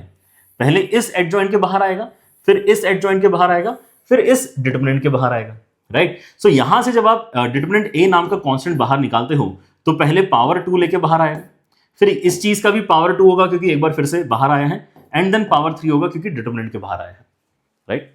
और ऐसा करने पे अब बचेगा क्या, सारे कांस्टेंट भूल जाओ कि यहां पे कुछ भी कांस्टेंट है, 3 नहीं है, 2 नहीं है, डिटरमिनेंट ए नहीं है, तो एडजॉइंट ए, मतलब क्या बचा है डिटरमिनेंट के अंदर एडजॉइंट ए, और राइट हैंड साइड में 3⁻13 एंड यहां पे 2⁻−10 लिखा हुआ है, right. Let us combine things. आपके यहां पर ये 3⁻3 है, इसको ऐसे चलने देते हैं। ये अगर मैं नोटिस करूं तो ये 2 कितना हो चुका है, 6 हो चुका है। यहां पे डिटरमिनेंट ए की पावर में कितना आ जाएगा, देखो मल्टीप्लिकेशन जाता है सारी चीजें, तो ये 12 बनेगा। एंड यहां पे मैं जानता हूं कि डिटरमिनेंट ए की पावर में कितना आ जाएगा, n-1 का स्क्वायर आ जाएगा, है ना, मतलब 2 का स्क्वायर आ जाएगा। 2 का स्क्वायर मतलब कितना है, ये 4 के बराबर बनने वाला है। राइट हैंड साइड में 3⁻13 इंटू 3⁻10 लिखा हुआ है, right. So if I combine these two things, तो मेरे पास में डिटरमिनेंट ए की पावर में कितना आ जाएगा, 16, यहां से 12 है, यहां से 4 है। और अगर मैं 3 की पावर को यहां पे उस तरफ पुश करता हूं तो कितना बनेगा यहां पे, और 3 सब्ट्रैक्ट हो जाएगा तो 3⁻16 आ रहा है। एंड 6 से भी अगर मैं यहां पे जो है डिवीजन करता हूं 2�6 से, अच्छा यहां पर कितना है, यहां पे 2 है आई गेस, है ना, दोनों 3 नहीं हो सकते हैं, एक 3 है तो एक 2 है, ऑलराइट। सो अगर मैं यहां पे 2 के साथ में 2�6 के साथ में यहां पे डिवीजन कराता हूं तो ये 2⁻16 है, राइट। 16 पूरी तरह से हम यहां पे हटा सकते हैं and that is going to give us determinant exactly कितना है। और एक बार अगर आपको डिटरमिनेंट ऑफ ए का वैल्यू पता चल जाता है, जो कि पिछले क्वेश्चन में तो डायरेक्टली गिवन था, ये वाले क्वेश्चन में आपने पहले कैलकुलेट किया, दैट्स फाइन, लेकिन एक बार डिटरमिनेंट ए आपको मिल जाता है तो ये नेक्स्ट क्वेश्चन आपका फिर से सिमिलर फीलिंग आपको देने वाला है। 3⁻1 2⁻1 मतलब बेसिकली 1/6 है, क्या है ये 1/6। ऐसे भी छोड़ना चाहते हो तो 1/6 लिखने की जगह ऐसे ही छोड़ दो, कोई दिक्कत नहीं है। So now let us come to this discussion. यहां पे क्या होने वाला है, right, let us pick this. So मुझे यहां पे निकालना है, जो फाइनल आंसर निकालना है, that is basically 3 times of adjoint of 2a का डिटरमिनेंट, है ना, ये मुझे निकालना है और इसके साथ में कंपेयर करना है, right. 3 times of adjoint of 2a, ठीक है। फिर से अपनी यहां पर जो है जंपिंग वाला प्रोसेस स्टार्ट करते हैं। लेट द 3 जंप आउट, अगर 3 जंप आउट करेगा तो कितना आ जाएगा, 3⁻3 आ जाएगा। Let the 2 also jump out, so 2 will jump out first from adjoint and then from determinant, ठीक है ना। सो 2⁻2 क्योंकि एडजॉइंट के बाहर आया, एंड देन ये सेम वैल्यू आपकी डिटरमिनेंट के बाहर आई है तो 3 पावर लेके ये बाहर निकलेगा, ठीक है ना। ऐसा करने की वजह से जो अंदर आपके इसमें यहां पर बच जाएगा वो क्या है, that would be just adjoint of A. बाकी कॉन्स्टेंट्स आपने बाहर पुल आउट कर लिए हैं, right. So what remains after this, यहां पे आपका 3⁻3 है, then we have basically 2⁻6 over here. Adjoint of A के लिए हम यहां पे डिटरमिनेंट ऑफ ए का पावर में n-1 कर सकते हैं, विच विल बी 2, राइट। सो जैसे आप डिटरमिनेंट ए की वैल्यू यहां पे सब्स्टिट्यूट करोगे, आपको यहां पे सिंप्लीफिकेशन करते आ जाएगा। 3⁻3 है, उसके साथ में आपका यहां पे 2⁻6 है। डिटरमिनेंट ए का स्क्वायर करेंगे तो 3⁻2 एंड देन 2⁻2, ऐसा आपको मिलने वाला है, right. So this gives us 3⁻1 and the 2 का कॉम्बिनेशन गिव्स अस 2⁻4। सो 2 की पावर में जो है वो वैल्यू 4 है एंड 3 की पावर में जो है वो वैल्यू आपकी 3 है। मतलब m और n के वैल्यूज हम डिकोड कर चुके हैं एट दिस पॉइंट, ठीक है। चलिए, so the question is done I guess. आपका जो m का वैल्यू है वो 4 है एंड जो आपका n का वैल्यू है वो 1 है ना। 2 की पावर में कितना आ रहा है, 3 की पावर में कितना आ रहा है। कैलकुलेशन फाइनल आंसर जो मुझे यहां पर रिपोर्ट करना है वो कितना है, that is basically 3m, okay, and then 2n, इसका मॉड कितना हो जाएगा 14, यहां पे आपका फाइनल आंसर बन जाएगा। क्लियर। सो अगर आप यहां पे कुछ सवाल प्रैक्टिस कर लेते हैं धीरे धीरे, आपको फील होने लगा कि रिपीटेशन है, इसमें कोई बहुत अलग इन्होंने नहीं पूछ लिया था, राइट। मेहनत थोड़ी सी ज्यादा डेफिनेटली करवाई है ना, क्योंकि यार पिछले क्वेश्चन में क्या था, एक सिंगल चीज सॉल्व करनी थी, यहां पे आपको डबल काम करना है, इसको भी सॉल्व करना है, इसको भी काम सॉल्व करना है, राइट। सो इस तरह से आपका डिफिकल्टी यहां पर वैरी होता रहता है shift to shift. And JEE advance में हो सकता है कि थोड़े ज्यादा आपको यहाँ पे स्टेप्स करने पड़ जाए। जेई मेन यूजुअली आपके यहाँ पे सिंपलर साइड में सवाल पूछ सकता है, लेकिन ये भी आपका आई गेस जेई मेन का ही सवाल है, ठीक है ना। सो इस लेवल के भी सवाल आपके जेई मेन तक भी पूछे जा रहे हैं। The point is this exactly, जो हम यहाँ पे बार बार आपको कहते हैं कि मैथमेटिक्स के पॉइंट ऑफ व्यू से जब आप यहाँ पर देखते हो तो जेई मेन का लेवल और जेई एडवांस के लेवल में बहुत ज्यादा डिफरेंस नहीं है। आपका जो 80% जेई एडवांस का पेपर है वो लगभग जेई मेन जैसा ही फील होता है, क्योंकि जेई एडवांस आसान है इसलिए नहीं, जेई मेन अच्छा खासा लेवल पे पूछा जाता है इसलिए मैथमेटिक्स के केस में। और वो जो एडिशनल 20% अभी आपका बचा हुआ है जेई एडवांस के अंदर, जो अच्छे लेवल के क्वेश्चन है, वो एक्चुअली हमें जेई एडवांस की फीलिंग देते हैं, राइट। बट आपका सिलेक्शन तो वो उन 80% के साथ ही हो जाता है जो जेई मेन लेवल तक की प्रिपरेशन से भी आप कर पाते हो, राइट। सो ये काफ़ी इंटरेस्टिंग चीज़ है। धीरे धीरे आपको यहाँ पर अपने जैसे जैसे आप मॉक टेस्ट वगैरह देते हो ये फील होना स्टार्ट हो जाता है कि यार पेपर में एग्जैक्टली जेई एडवांस में विनिंग कैसे निकाली जा सकती है, ठीक है ना। उन क्वेश्चंस को पहले करना है जो एक्चुअली जेई मेन लेवल के ही हैं एंड काफ़ी ईजी टू आंसर है। 20% क्वेश्चंस डेफिनेटली बहुत अच्छे वाले क्वालिटी के होते हैं, वो नहीं भी करोगे तो भी सिलेक्शन तो आपका तय है, ठीक है ना। कर लोगे तो आपकी रैंक बहुत अच्छी आ जाएगी, है ना, बिल्कुल ही मतलब टॉप 500 टॉप 100 वाली कैटेगरी में चले जाते हो अगर आप वो टॉप 20% भी क्वेश्चंस करना स्टार्ट कर देते हो तो, राइट। चलिए let's look at another question. देखो फिर से यहाँ पर जो है करना वही है, बट सवाल दिखने में एकदम से ऐसा लग रहा है ना कि यार क्या है यार ये, है ना। सो जितनी आप प्रैक्टिस करोगे उतना ही आपको फील होगा कि नहीं यार कोई बात नहीं, इस तरह के तो सवाल होते हैं सारे, right. So what is happening here, पहला यहाँ पे जो आपका इक्वेशन है उसमें एडजॉइंट एडजॉइंट एडजॉइंट 3 बार है। ये तो हमने डिस्कस कर ही लिया कि भाई क्या करना है, कोई दिक्कत ही नहीं है ना। जितनी बार एडजॉइंट है उतना ही बेसिकली n-1 का पावर आपको कर देना है, राइट। सो पहली वाली equation is kind of a direct result for us now. मेरे को टेंशन ही नहीं है, मैं कह रहा हूं कि डिटरमिनेंट a की पावर में n-1 इज 2 एंड पावर में कितना आ जाएगा, 3 एडजॉइंट है ना, तो यहाँ पे पावर में आ जाएगा 3 और ये हो जाएगा 81 बेसिकली विच इज 3⁴। मतलब ये क्या कहना चाहता है कि डिटरमिनेंट a की पावर में जो 8 है वो 3⁴ है। क्या मैं ये कंक्लूड कर सकता हूं यहां से कि डिटरमिनेंट a का जो स्क्वायर है वो 3 के बराबर है। डिटरमिनेंट a का जो स्क्वायर है वो 3 के बराबर है ना। कभी अगर डायरेक्टली डिटरमिनेंट की जरूरत पड़ती है तो आप अपना √3 वगैरह वैल्यू वहां पे फिर रिप्लेस करवा सकते हो। बट अगर मैं स्क्वायर की बात करता हूं तो उसके अंदर तो कोई दिक्कत ही नहीं है, डिटरमिनेंट a का स्क्वायर यहां पे 3 के बराबर हम यूज कर पाएंगे। नाउ आगे क्या बोल रहा है, इफ s कंटेन्स, है ना, all the set of values of n for which, है ना, सेट के अंदर कौन से वैल्यूज हैं, n नाम के वैल्यूज हैं, सच दैट कि वो इस इक्वेशन को सेटिस्फाई करता है। तो लेट अस सी कि इस इक्वेशन को सेटिस्फाई करने वाले कितने n हम निकाल पाएंगे जो सेट s में लाई कर रहे हैं। फिर देखते हैं कि आगे और क्या बोल रहा है, वो बात दूसरी है, ठीक है ना। पहले यहां पे आ जाओ। सो फिर से हमें एडजॉइंट एडजॉइंट 2 बार नजर आ रहा है, हम बोलेंगे कोई टेंशन ही नहीं है हमें तो, ठीक है ना। हमें पता है 2 बार एडजॉइंट आ रहा है तो n-1 का स्क्वायर होने वाला है, राइट। सो डिटरमिनेंट a ही लिखना है, n-1 कितना है, 2 के बराबर है, उसका स्क्वायर कितना है, 4 के बराबर है, ठीक है ना। सो धीरे धीरे इस तरह से कैलकुलेशन करना स्टार्ट करते हैं, हर बार ऐसा लिखने की जरूरत क्या है, ठीक है ना। Okay, so this is on the left hand side, simplify हो चुका है, डिटरमिनेंट a नीचे आ चुका है। राइट हैंड साइड में डिटरमिनेंट ऑफ a पहले ही है नीचे, सो मतलब पावर्स अब हम डायरेक्टली कंपेयर कर सकते हैं, राइट। सो पावर्स कंपेयर करते समय यहां पे कैंसिलेशन के बाद में आपको 2 मिल रहा है। डिटरमिनेंट a तो आपका डिनोमिनेटर आपका बेस में सेम है, तो पावर में अगर आप यहाँ पे सिमिलैरिटी लेके आते हैं तो 2 times of n square minus 2n plus 1 is same as 3n square minus 5n minus 4 is what we are getting as the quadratic equation, ठीक है ना। सो 2n स्क्वायर उस तरफ जाके कैंसिल होगा तो n स्क्वायर बचेगा, यहां से -4n उस तरफ जाएगा तो -n बचेगा, यहां से 2 उस तरफ जाएगा तो -6 बचेगा इक्वल टू 0। मतलब ये सिंपली आपका फैक्टराइज हो जाएगा n-3 इंटू n प्लस 2 के साथ में। मतलब n के 2 पॉसिबल वैल्यूज यहां पे आपको मिले हैं, एक -2 है और एक 3 है, right. These are the possible values.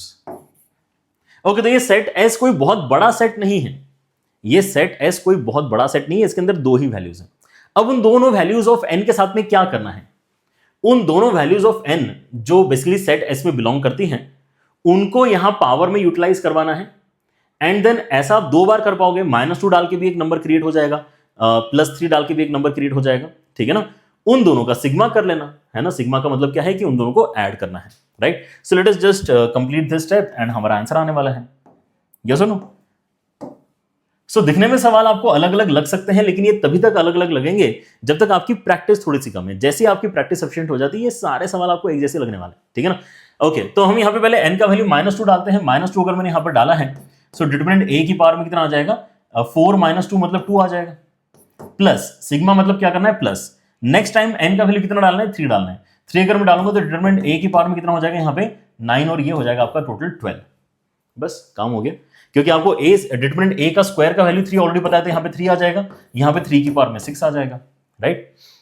3 की पावर में 6 मतलब कितना है, 9 की पावर में 3 है, मतलब 729, ठीक है। सो ये हो जाएगा आपका 729 और ऊपर से 3 मतलब ये हो जाएगा 732 के बराबर। ये इस क्वेश्चन का फाइनल आंसर, मतलब 4th ऑप्शन इस क्वेश्चन में आपका करेक्ट होने वाला है। Okay, great. सो एक हमने यहाँ पे मेजर डिस्कशन जो कर लिया है वो किस चीज का है, अगर मैं यहाँ पर आपको बताऊं, so we have multiple times used these kind of properties, ठीक है ना। कि यार एडजॉइंट ऑफ ए का डिटरमिनेंट क्या होगा, एडजॉइंट ऑफ ए का डिटरमिनेंट क्या हो, एडजॉइंट ऑफ ए का डिटरमिनेंट क्या होगा। अगर 3 बार आ जाता है तो कोई बात नहीं, n-1 का क्यूब कर लेंगे, ठीक है ना। We have use this property also multiple times, जहां पे कांस्टेंट हमें बाहर निकालना है, ठीक है ना। सो अगर आप यहाँ पर देखते हैं तो यूजुअली इन्हीं प्रॉपर्टीज का ज्यादा करके आपके यहाँ पे इस्तेमाल हो रहा होता है। एंड लेट अस सी, है ना, if we are able to use something like this. ये अभी तक हमने यूज नहीं किया, ठीक है ना। Let us wait and watch कि जब सवाल इसके ऊपर आना स्टार्ट होंगे तो हमें क्या क्या करना पड़ेगा, ठीक है ना। ऑलराइट, देखो इन दोनों में डिफरेंस क्या है। इन दोनों में डिफरेंस ये है कि this property is dealing only with the determinant of this matrix, adjoint है। जबकि यहां पे हम एग्जैक्टली बता रहे हैं कि एडजॉइंट ऑफ ए मैट्रिक्स कितना है, उसका एक्चुअली स्ट्रक्चर हम बना सकते हैं, जिसमें ए के अंदर हमें बस ये कांस्टेंट मल्टीप्लाई करना होगा, ठीक है ना। But we are not there yet. Let us try few more questions and let us see, है ना। नेक्स्ट इज दिस, ये वाला सवाल देखो। ये वाला सवाल आपको फिर से लग सकता है सर अब ज्यादा हो गया सर, मतलब यही तो कर रहे हैं कब से, लेकिन ये डिफरेंट है। ये डिफरेंट क्यों है? क्योंकि यहां पर बीच में से आपको एक मैट्रिक्स ए स्क्वायर भी यहां पर मल्टीप्लिकेशन में नजर आ रहा है, ठीक है ना। तो आप यहाँ पे एक तो सिमिलर काम जो कर सकते हो, जो आपने करना भी चाहिए, वो ये है कि आप जब यहाँ पे कॉन्स्टेंट्स को बाहर खींच के ला रहे हो तो क्या हो रहा है ना, वो हम यहाँ पे डेफिनेटली देखना चाहेंगे, राइट। सो इसी स्टेप में कर लूँ। यहाँ पे आपको यहाँ पर ये जो 3 है, इसको पहले एडजॉइंट के बाहर जंप करवाना है, फिर डिटरमिनेंट के बाहर जंप कराना है। I guess now everybody is comfortable with this idea in such short amount of time, है ना, बढ़िया बात है। ओके, सो अगर मैं इसको बाहर निकालता हूं तो ये 3/2 बन के पहले तो एडजॉइंट के बाहर आएगा एंड देन पावर 3 बन के डिटरमिनेंट के बाहर आएगा। तो ये 3 वाला काम हो चुका है, 3 बाहर आ चुका है, ऐसे इमेजिन करो। Let us pick up this 2। Now this 2 first comes out of this adjoint. ये तो मल्टीप्लिकेशन में मैट्रिसेस है, मतलब आप कांस्टेंट को साइड में इमेजिन कर सकते हो। फिर इस एडजॉइंट के बाहर भी आएगा, फिर इस एडजॉइंट के बाहर भी आएगा, और फिर जाके ये अपना डिटरमिनेंट के बाहर आने वाला है। इतने सारे स्टेप्स लेके ये बाहर आएगा, राइट। सो पहले ये एक एडजॉइंट के बाहर आया, फिर ये दूसरे एडजॉइंट के बाहर आया, फिर ये तीसरे एडजॉइंट के बाहर आया, एंड देन फिर ये डिटरमिनेंट के बाहर आया, ठीक है ना। So n-1 power, n-1 power, n-1 power, and then finally n power, है ना। इस तरह से ये 2 भी बाहर आ चुका है। तो बचेगा क्या? फाइनली आपका यहां पर जो बचा हुआ एक्सप्रेशन आना चाहिए, उसके अंदर डिटरमिनेंट के अंदर आपको adjoint and then A square adjoint A ऐसा मिल रहा है, राइट। अगर यहां पे ये ए स्क्वायर नहीं होता तो ये रेगुलर क्वेश्चन हो गया होता, हमने शायद इसको फिर पिक भी नहीं किया होता, आप प्रैक्टिस में इसको कहीं अलग से देख रहे होते, राइट। लेकिन अब ये ए स्क्वायर आ गया है, इस रीजन से मैं यहां पे 3 एडजॉइंट वाला केस यूज डायरेक्टली नहीं कर पाऊंगा, राइट। मुझे 2 एडजॉइंट के साथ में यहां पे क्या करना होगा, सिंप्लीफिकेशन स्टार्ट कर देना पड़ेगा, alright. So let me just show you how this is going to be. हम यहाँ पे इसको 3 कितना कर सकते हैं, 6 कर सकते हैं। यहाँ पे 2 कितना हो जाएगा आपका, 24 हो जाएगा, है ना। मल्टीप्लाई कर लो सबको। यहां पे हम कह रहे हैं कि this is some matrix M, है ना। Let this be some matrix M। कुछ तो होगा ना, इनको मल्टीप्लाई करके कुछ ना कुछ तो आने वाला है। सो अब क्या नजर आ रहा है, एडजॉइंट ऑफ M का डिटरमिनेंट। तो एडजॉइंट ऑफ M का डिटरमिनेंट क्या होगा, डिटरमिनेंट ऑफ M की पावर में n-1 का स्क्वायर, राइट। सो M की जगह वापस लेकिन हम लिखना वही चाहेंगे जो एक्चुअली हमारा एक्सप्रेशन है M का, which is a square into adjoint of A।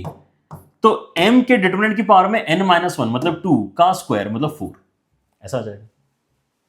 क्योंकि 2 एडजॉइंट्स हमने यहां पे सिंप्लीफाई कर लिए, 2 एडजॉइंट सिंप्लीफाई कर ले तो अंदर वाले मैट्रिक्स के डिटरमिनेंट की पावर में n-1 का स्क्वायर जाना चाहिए। And now we can use that simple property of determinant कि आप यहां पे ऐसे सिनेरियोज में क्या कर सकते हो, इनको अलग अलग कर सकते हो। तो a स्क्वायर का डिटरमिनेंट अलग से एंड एडजॉइंट ऑफ a का डिटरमिनेंट अलग से, एंड उसकी पावर में 4 आपकी चल ही रही है, राइट। सो 3/6 है, 2/24 है। अगर आप इसको लिखना चाहते हो तो जैसे मैंने आपको बताया कि आपका पावर बाहर निकाला जा सकता है, तो ये डिटरमिनेंट ऑफ a का स्क्वायर हो जाएगा।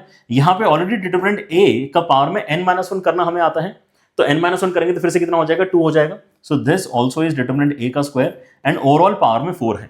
तो कितना नोटिस हो रहा है फिर आपको यहाँ पे, ये हो जाएगा आपका पावर में 16, इजंट इट, क्योंकि डिटरमिनेंट a की पावर में 4 है और उसकी भी पावर में 4 है। सो डिटरमिनेंट a का वैल्यू है कितना, 6 के बराबर है, राइट। सो ओवरऑल आपका यहाँ पर जो सिंप्लीफिकेशन निकल कर आ रहा है, दैट लुक्स लाइक दिस कि 3/6 तो ऑलरेडी है, 2/24 ऑलरेडी है, एंड 6/16 है। Now this 6/16 is basically consisting of 2/16 and 3/16, है ना। तो अब यहां पे चीजें अगर मैं क्लब करता हूं तो 3/22 आ जाएगा, 2 कितना आ जाएगा आपका, 40 आ जाएगा। ये आपके बेसिकली वैल्यूज बनने चाहिए, right. And once these values are sorted, तो हमें यहां पर क्या बताना है, m प्लस n का वैल्यू निकाल कर बताना है। 62 यहां पर हमारा आंसर आ रहा है, ठीक है ना। Let me just check this value as well so that थोड़ा सा है ना, एक बार कंफर्म कर लेता हूं, काफी बड़ा बड़ा यहां पर वैल्यू आ रहा है। Okay, so the question is right here, which one is this question, right? Okay, right, सही है एकदम। तो हमारे पास भी यहाँ पे जो वैल्यू निकल कर आ रही है, इसका मतलब m का वैल्यू हम कितना बता रहे हैं? m का वैल्यू हम यहाँ पे 40 बता रहे हैं और n का वैल्यू हम यहाँ पे 22 बता रहे हैं। सो m प्लस n का वैल्यू हम 62 बता रहे हैं। Okay, so that's how we are now going to solve each and every question. जब भी कांस्टेंट दिख रहा है उसको पहले कांस्टेंट को बाहर निकाल लो। कांस्टेंट एक बार बाहर निकाल लिया, फिर क्या बच रहा है उसको नोटिस करो, है ना। यहाँ पे क्योंकि कंसिस्टेंटली 3 एडजॉइंट नहीं थे, इसलिए बी वेरी केयरफुल, ठीक है ना। ऐसी गलती मत कर देना कि आपने 3 एडजॉइंट वाला फॉर्मूला यहाँ पर अप्लाई कर दिया, ठीक है ना। इसको एक अलग मैट्रिक्स मान के फिर यहाँ पे इस तरह से आपका कैलकुलेशन आगे बढ़ने वाला है। Okay, great, let us see what else you can encounter. Now let us come to the ideas, जहां पर आपको, है ना, एक्चुअल मैट्रिक्स भी निकालनी पड़ेगी। We are not just satisfied with the value of determinant, है ना। वैसे वाले क्वेश्चन अब आपको यहाँ पे, है ना, डील करना है। So we are half way through, अभी हमारा यहाँ पे आधा सेशन हो चुका है, ऐसा आप यहाँ पर मान सकते हैं। मतलब आप यहाँ पे समय देख लो, लगभग 55 मिनट्स आपके ऑलरेडी हो चुके हैं। So we still have some time to finish this off. Maybe the initial estimation of 75 minutes will be crossed, है ना, बट आई गेस किसी को दिक्कत नहीं होना चाहिए, क्योंकि हम काफी अच्छे क्वेश्चंस यहाँ पर डिस्कस कर रहे हैं और काफी वैरायटी ऑफ क्वेश्चंस मैंने यहाँ पे कवर करने की कोशिश करी है in this single video. Okay, so आपका यहाँ पे ए मैट्रिक्स जो है देख रखा है, एंड देन आपको बी नॉट नाम का एक बड़ा सा मैट्रिक्स क्रिएट करना है, which is a raised to the power 49 plus 2 times of a raised to the power 98। और ऐसा जो आपका b नॉट जनरेट हो रहा है, उसकी मदद से आप bn की डेफिनेशन आप यहां पर देखो कि bn की डेफिनेशन क्या है? एडजॉइंट ऑफ bn-1, और आपको अल्टीमेटली डिटरमिनेंट ऑफ b4 निकालना है। सो आइडियली आपने पता है क्या करना चाहिए, आपने पहले यहां पे समझने के लिए, है ना, क्योंकि अभी यहां पे काफी सारी चीजें एंटैंगल्ड है ना, ऐसी कुछ उलझी हुई सी हैं, right. So let us first try to decode, क्या निकालना क्या है ना, निकालना ये है b4 का डिटरमिनेंट निकालना है। तो पहले तो हम बोलते हैं कि b4 क्या है, पहले ये निकालता है। सो b4 क्या हो जाएगा? b4 हो जाएगा बेसिकली एडजॉइंट ऑफ b3। अब b3 क्या है? b3 के लिए यहां पे n इक्वल टू 3 डाल दो, कोई दिक्कत नहीं है, ठीक है ना। तो ये हो जाएगा आपका एडजॉइंट के अंदर एडजॉइंट ऑफ b2 हो जाएगा। b3 निकालने के लिए n इक्वल टू 3 डालेंगे, और b2 के लिए क्या डालेंगे? एडजॉइंट इसके अंदर क्या आ जाएगा? एडजॉइंट ऑफ b1 आ जाएगा, है ना, क्योंकि यही डेफिनेशन बार बार मैं यूज कर सकता हूं। किसी भी n की वैल्यू जो भी ग्रेटर देन और इक्वल टू 1 है, मैं यहां पे यूज कर सकता हूं। तो इक्वल टू 1 के लिए भी यही सेम डेफिनेशन यूज की जा सकती है। तो 1 डाल के क्या हो जाएगा? एडजॉइंट ऑफ b नॉट, और b नॉट के बारे में हमें कुछ चीजें पता है, ठीक है ना। सो अब यहां से थोड़ा सा गेम समझ में आ रहा है कि यार ये क्या कहना चाहता है। तो ये बेसिकली आपका b4 बनेगा, जिसमें 4 बार एडजॉइंट आपको नजर आ रहा है, 1 2 3 4 बार एडजॉइंट अगर आपको नजर आ रहा है, और अगर आप b4 का डिटरमिनेंट निकालना चाहते हो, तो सबसे पहली बात तो हम यहां पे अपनी प्रॉपर्टी अप्लाई कर लेते हैं। अगर आपको 4 बार एडजॉइंट एडजॉइंट एडजॉइंट एंड फिर अपना एक्चुअल मैट्रिक्स b नॉट नजर आए, तो क्या करना होता है? आपको यहां पे b नॉट के डिटरमिनेंट की मदद से अपना आंसर बताते आता है। b नॉट के डिटरमिनेंट की पावर में n-1 की पावर 4 जाएगा। n-1 मतलब कितना बनेगा? देखो अल्टीमेटली आपका जो a है उसका ऑर्डर 3 है, उसी की मदद से अगर b नॉट बनाए तो उसका भी ऑर्डर 3 है, इसका ऑर्डर 3 है, मतलब यहाँ पे n-1 की वैल्यू 2 हो जाएगी, और 2 की पावर में आपको क्या मिल जाएगा? 4 मिल जाएगा। मतलब ये है बेसिकली b नॉट के डिटरमिनेंट की पावर में 16। ओके, सो हमारे यहां पे जो सवाल है अल्टीमेटली वो हमें क्लियर है कि हमें b नॉट का डिटरमिनेंट निकालना है। लेकिन अगर b नॉट का डिटरमिनेंट निकालना है तो उसके लिए आपको b नॉट निकालना पड़ेगा। डिटरमिनेंट तो उसके बाद में आ ही जाएगा, राइट, ठीक है। सो अगर आपको ये क्लैरिटी है कि मुझे b नॉट निकालना है, तो हमें समझ में आ रहा है कि यार मुझे ना a मैट्रिक्स का कोई हायर पावर निकालने की कंडीशन दी गई है, और हायर पावर का डिस्कशन हमने ऑलरेडी आपके साथ में कर लिया है। एक्चुअली जब भी इतनी बड़ी बड़ी पावर दिखती है तो हमें क्या होना चाहिए? फर्दर कॉन्फिडेंस फील होना चाहिए, क्योंकि इतनी हायर पावर हम एक्चुअली बैठ के तो कैलकुलेट करेंगे नहीं, मतलब कहीं ना कहीं कुछ ना कुछ पैटर्न डेफिनेटली मिलने वाला है, right. So that is the confidence giving factor कि यार इतनी बड़ी पावर है तो चलो कोई बात नहीं, बेबी स्टेप्स लेके स्टार्ट करते हैं। ए हमारे पास ऑलरेडी है, 49 तक नहीं जाना पड़ेगा आप तो, लेकिन स्टार्ट तो करो। तो हम यहाँ पे ए स्क्वायर निकालना स्टार्ट करते हैं, विच इज 0 1 0, उसके बाद में है 0 0 1, उसके बाद में है 1 0 0, ठीक। इसके अंदर इसी चीज को मल्टीप्लाई करता हूं तो 0 1 0 0 0 1 एंड 1 0 0 आएगा। अगर ये मल्टीप्लीकेशन कंप्लीट करते हैं तो दिस इंटू दिस करके 0 आ रहा है, दिस इंटू दिस करके भी 0 आ रहा है, दिस इंटू दिस करके 1 आ रहा है। दिस इंटू दैट करना आ गया ना सारे बच्चों को ये तो आना ही चाहिए, है ना। रो बाय कॉलम मल्टीप्लाई करके आपको यहाँ पे 1 मिलेगा, क्योंकि ये 1 इंटरेक्ट कर रहे हैं। बाकी फिर कोई सा भी यहाँ पे जो है क्वांटिटी जब इंटरेक्ट कर रहा है तो 0 ही आपको मिल रहा है। नीचे वाले को अगर मैं देखता हूं तो जब ये फर्स्ट वाला जो 1 है इसके साथ में इंटरेक्ट करेगा तभी 1 आएगा, ठीक है ना। ओके, तो this into that becomes 0, but this into second 1 becomes 1 and this into last 1 again becomes 0। Okay, so हमारे पास में ए स्क्वायर आया है। ए स्क्वायर भी लगभग वैसा ही कुछ लग रहा है जैसे कि हमारे पास में ए था, कोई स्पेशल बात इसके अंदर नजर नहीं आ रही, कोई बात नहीं, but we are very confident कि कुछ ना कुछ पैटर्न मिलने वाला है, तो हम हिम्मत नहीं हारेंगे। हम बोलेंगे कि ए क्यूब निकाल के देखते हैं, 0 0 1 1 0 0 0 1 0, जो ऑलरेडी ए स्क्वायर निकाला है उसके अंदर क्या मल्टीप्लाई कर देंगे, ए फिर से मल्टीप्लाई कर देंगे, 0 1 0 0 0 1 एंड 1 0 0। ये मल्टीप्लाई करके देखते हैं क्या हो रहा है। सो दिस इंटू दिस किया तो 1 आया, दिस इंटू दैट किया तो 0 आया, दिस इंटू दैट किया तो भी 0 आया, दिस इंटू दैट किया तो 0 आया, बट दिस इंटू सेकंड किया तो सेकंड को सेकंड से मल्टीप्लाई किया तो आपको 1 मिल रहा है, एंड सेकंड को थर्ड से मल्टीप्लाई करके फिर से आपको 0 मिल रहा है। अब यहां पे क्या हो रहा है, थर्ड को फर्स्ट से मल्टीप्लाई करके भी 0 है, सेकंड से मल्टीप्लाई करके भी 0 है, लेकिन थर्ड को थर्ड से मल्टीप्लाई करके आपको 1 मिल रहा है, and this is exactly where we wanted to be. A cube ultimately हमें पता चल चुका है कि एक आइडेंटिटी मैट्रिक्स है। ए क्यूब अगर आपका आइडेंटिटी मैट्रिक्स आ गया है, इसका मतलब क्या है कि अब 3 का कोई सा भी मल्टीपल अगर पावर में आपको नजर आएगा तो आप उसको, है ना, खुशी खुशी आई बोलना स्टार्ट कर सकते हो। सो 3 का मल्टीपल कैसे आएगा, है ना, हायर पावर की अगर मैं यहां पे बात करता हूं तो आपका ए की पावर 48 जो है, ए की पावर 49 पूछा है, सॉरी, है ना, ए की पावर 49 जो है उसको हम बेसिकली ए इंटू ए की पावर 48 बोल सकते हैं, और ए की पावर 48 मतलब 48 क्या है, 3 का मल्टीपल है। सो ये आई के ही बराबर है, और अगर ये आई के बराबर है तो मतलब ये सिंप्लीफाई करके आपका ए के ही बराबर है, राइट। वैसे ही अगर मैं ए की पावर में 98 की बात करता हूं, सो ये किसके बराबर है, ये एक ए स्क्वायर इंटू ए की पावर 96 के बराबर है, और ए की पावर 96 क्योंकि ये 3 का मल्टीपल है ना, इसलिए इसका वैल्यू कितना है, आई के बराबर है। अगर आप चाहो तो एक स्टेप और कर लो, है ना, ए इंटू आई करके ए लिख लो, इसको ए स्क्वायर इंटू आई करके ए स्क्वायर लिख लो, समझे क्या।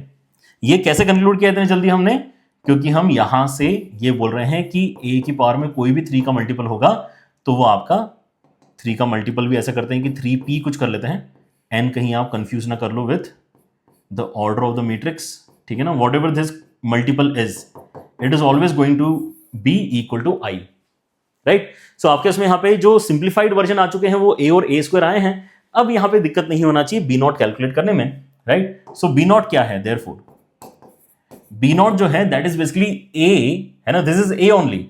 ए क्या है, ए तो यही है ना, वही है, तो 0 1 0 0 0 1 एंड देन 1 0 0। उसके साथ में क्या करना है, 2 टाइम्स ऑफ ए की पावर 98 मतलब ए स्क्वायर। ए स्क्वायर कहां है, ये है, ये ए स्क्वायर है, ठीक है ना। तो इसके अंदर 2 मल्टीप्लाई कर रहा हूं मैं, तो कितना हो जाएगा, 0 0 2 2 0 0 एंड 0 2 0।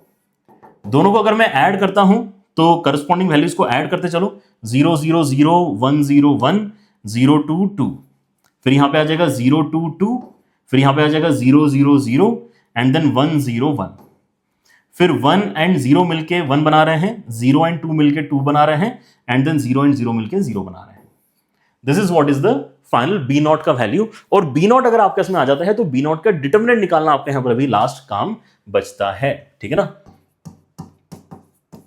बी नॉट का डिटरमिनेंट कितना आ जाएगा, अगर मैं फर्स्ट रो के अबाउट यहां पे ओपन करता हूं, है ना, तो कितना आ रहा है, बेसिकली -1 के साथ में आपका आ रहा है -1, -1 के साथ में आ रहा है -1, इजंट इट। फिर 2 के साथ में कितना आ रहा है आपका, 2 के साथ में आपको मिल रहा है बेसिकली 4, तो ओवरऑल वैल्यू आ गई आपकी 9, ठीक है ना। सो बी नॉट का डिटरमिनेंट आपका यहां पे जो है 9 के बराबर आ गया है, तो हमें अपना फाइनल आंसर इसका मतलब क्या बताना चाहिए, B4 का। सिंस B4 का डिटरमिनेंट बेसिकली बी नॉट के डिटरमिनेंट की ही पावर में 16 है, मतलब ये 9 की पावर में 16 है, मतलब ये 3 की पावर में 32 है। 3 की पावर में 32 इस क्वेश्चन में फाइनल आंसर आपका बनना चाहिए, मतलब थर्ड ऑप्शन आपका करेक्ट माना जाएगा, राइट। सो यहां पर क्या है, थोड़ा और जो है डिटेल कैलकुलेशंस आपसे कराई जा रही हैं। थोड़े से दो इंपॉर्टेंट आइडियाज, दोनों ही इंपॉर्टेंट आइडियाज हैं। आपके एडजॉइंट के प्रॉपर्टीज एक इंपॉर्टेंट आइडिया है, and then higher powers calculate करना भी अपना एक इंपॉर्टेंट आइडिया है, जिसके ऊपर प्योर क्वेश्चंस आपको मिल रहे होते हैं। इस क्वेश्चन में दोनों को ही मिक्स कर दिया, राइट। इस क्वेश्चन में दोनों को ही मिक्स कर दिया। तो अब आपका यहां पर जो है थोड़ा सा स्पीड डेफिनेटली मैटर करेगा इस तरह के क्वेश्चंस को एंड टू एंड सॉल्व करते समय, कि जितना जल्दी आप यहां पे है ना वैल्यूज निकालोगे उतना ही आपके लिए फायदेमंद है। ऑलराइट, ठीक है, चलिए। लेकिन बहुत बढ़िया सवाल था। Let's look at one more question.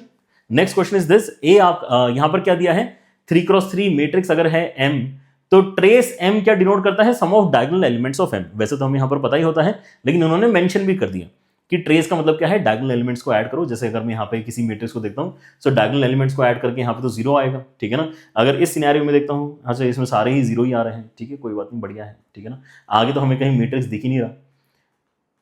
Alright, ये वाली मैट्रिक्स की बात कर लेते हैं। यहाँ पे आपका जो ट्रेस ऑफ ए बोला जाएगा वो कितना आ जाएगा, 4 के बराबर बेसिकली ये ट्रेस आ जाएगा, क्योंकि diagonal, leading diagonal A11, A22, A33 वाले जो आपके लोकेशन है उनको ऐड करके जो वैल्यू आती है उसको हम ट्रेस कहते हैं, ठीक है ना। काफी सिंपल सा आइडिया है, everybody must be aware of it already. तो आगे सवाल क्या है, let A be a 3x3 matrix such that determinant a की वैल्यू आपको हाफ देके रखी है, ओके। ट्रेस की वैल्यू भी आपको देके रखी है 2 के बराबर है, और आपको दिया है बी जो है वो एडजॉइंट ऑफ 2a के बराबर है।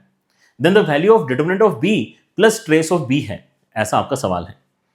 So what you should understand is कि डिटरमिनेंट ऑफ बी अगर आप निकालते हो डायरेक्टली, तो आइडियली हम निकाल सकते हैं, क्योंकि यही हम इतने समय से करते आए हैं कि ये अगर किसके अंदर है, ये अगर आपके डिटरमिनेंट के अंदर है तो हम पहले यहां पे 2 को यहां निकालेंगे, यहां निकालेंगे, यहां निकालेंगे, ठीक है ना। फिर एडजॉइंट 2 बार है तो डिटरमिनेंट ए की पावर में 2 का स्क्वायर है ना। इस तरह से हम इसको सिंप्लीफाई कर सकते हैं। लेकिन अगर आप ये काम कर लेते हो तो भी आपको ट्रेस ऑफ बी निकालने के लिए तो यार एग्जैक्टली बी आंखों के सामने होना चाहिए, बी आपके आंखों के सामने होना चाहिए, या फिर आपको एटलीस्ट बी का कोई एक्सप्रेशन आपके पास होना चाहिए इन टर्म्स ऑफ ए।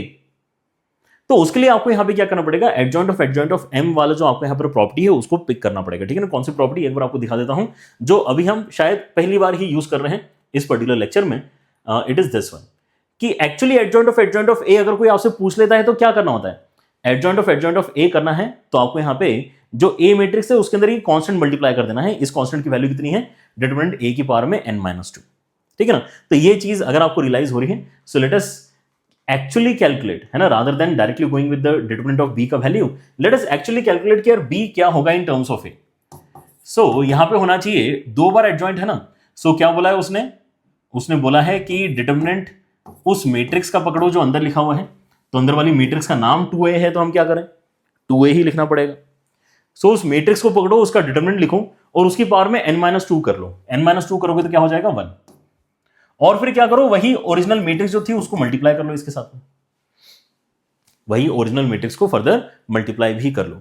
सो ये चीज है जिसको हम कैलकुलेट करना चाहते हैं। अब यहां से क्या होगा, यहां से आपका बेसिकली 2 बाहर निकल कर आएगा, सो 2 मतलब 8 बाहर बनेगा। डिटरमिनेंट ऑफ ए आएगा, साथ में आपका 2a लिखा हुआ है, राइट। तो ये क्या हो जाएगा 8 टाइम्स ऑफ 1/2 इंटू 2a। सो 2 आपका कैंसिल हो जाएगा, डिटरमिनेंट ए की वैल्यू क्योंकि 1/2 है इसलिए यहां पे यूज कर ली। तो अच्छा, हमें यह पता चला कि b कोई खास डिफरेंट वैल्यू नहीं है, b जो है वो a के अंदर ही 8 मल्टीप्लाई करके बेसिकली क्रिएट हो रहा है, राइट। सो आप सोचो, आपके इसमें जो भी मैट्रिक्स है उसके अंदर आपने 8 मल्टीप्लाई कर दिया, तो हर एक एलिमेंट के अंदर 8 मल्टीप्लाई हो गया है। सो अगर ओरिजिनली आपके ट्रेस की वैल्यू a की 3 आ रही थी, तो क्या अब 8 टाइम्स ऑफ 3 हो जाएगा, क्योंकि हर एक एलिमेंट 8 टाइम्स हो चुका है, ठीक है ना। या फिर आप डायरेक्टली ट्रेस की रिजल्ट को यहां पे लिखना चाहते हो, मेंशन करना चाहते हो तो मेंशन कर सकते हो, ठीक है ना। व्हाट इज द रिजल्ट, कि trace of 3a is basically, sir trace of 8a, trace of 8a जो है that is basically 8 times of trace of a, है ना। इस तरह से आप बेसिकली कांस्टेंट यहां से बाहर निकाल सकते हो, कोई दिक्कत की बात नहीं है। Is that fine, right. Okay, just a second, some notification. हाँ, सो आपका यहां पे जो ट्रेस ऑफ ए है, क्योंकि वो ऑलरेडी आपको दिया हुआ है कितना, 3 के बराबर है, तो आप यहां पे क्या कर देंगे, 8 टाइम्स ऑफ 3 करके 24 इसको बना लेंगे, ठीक है ना।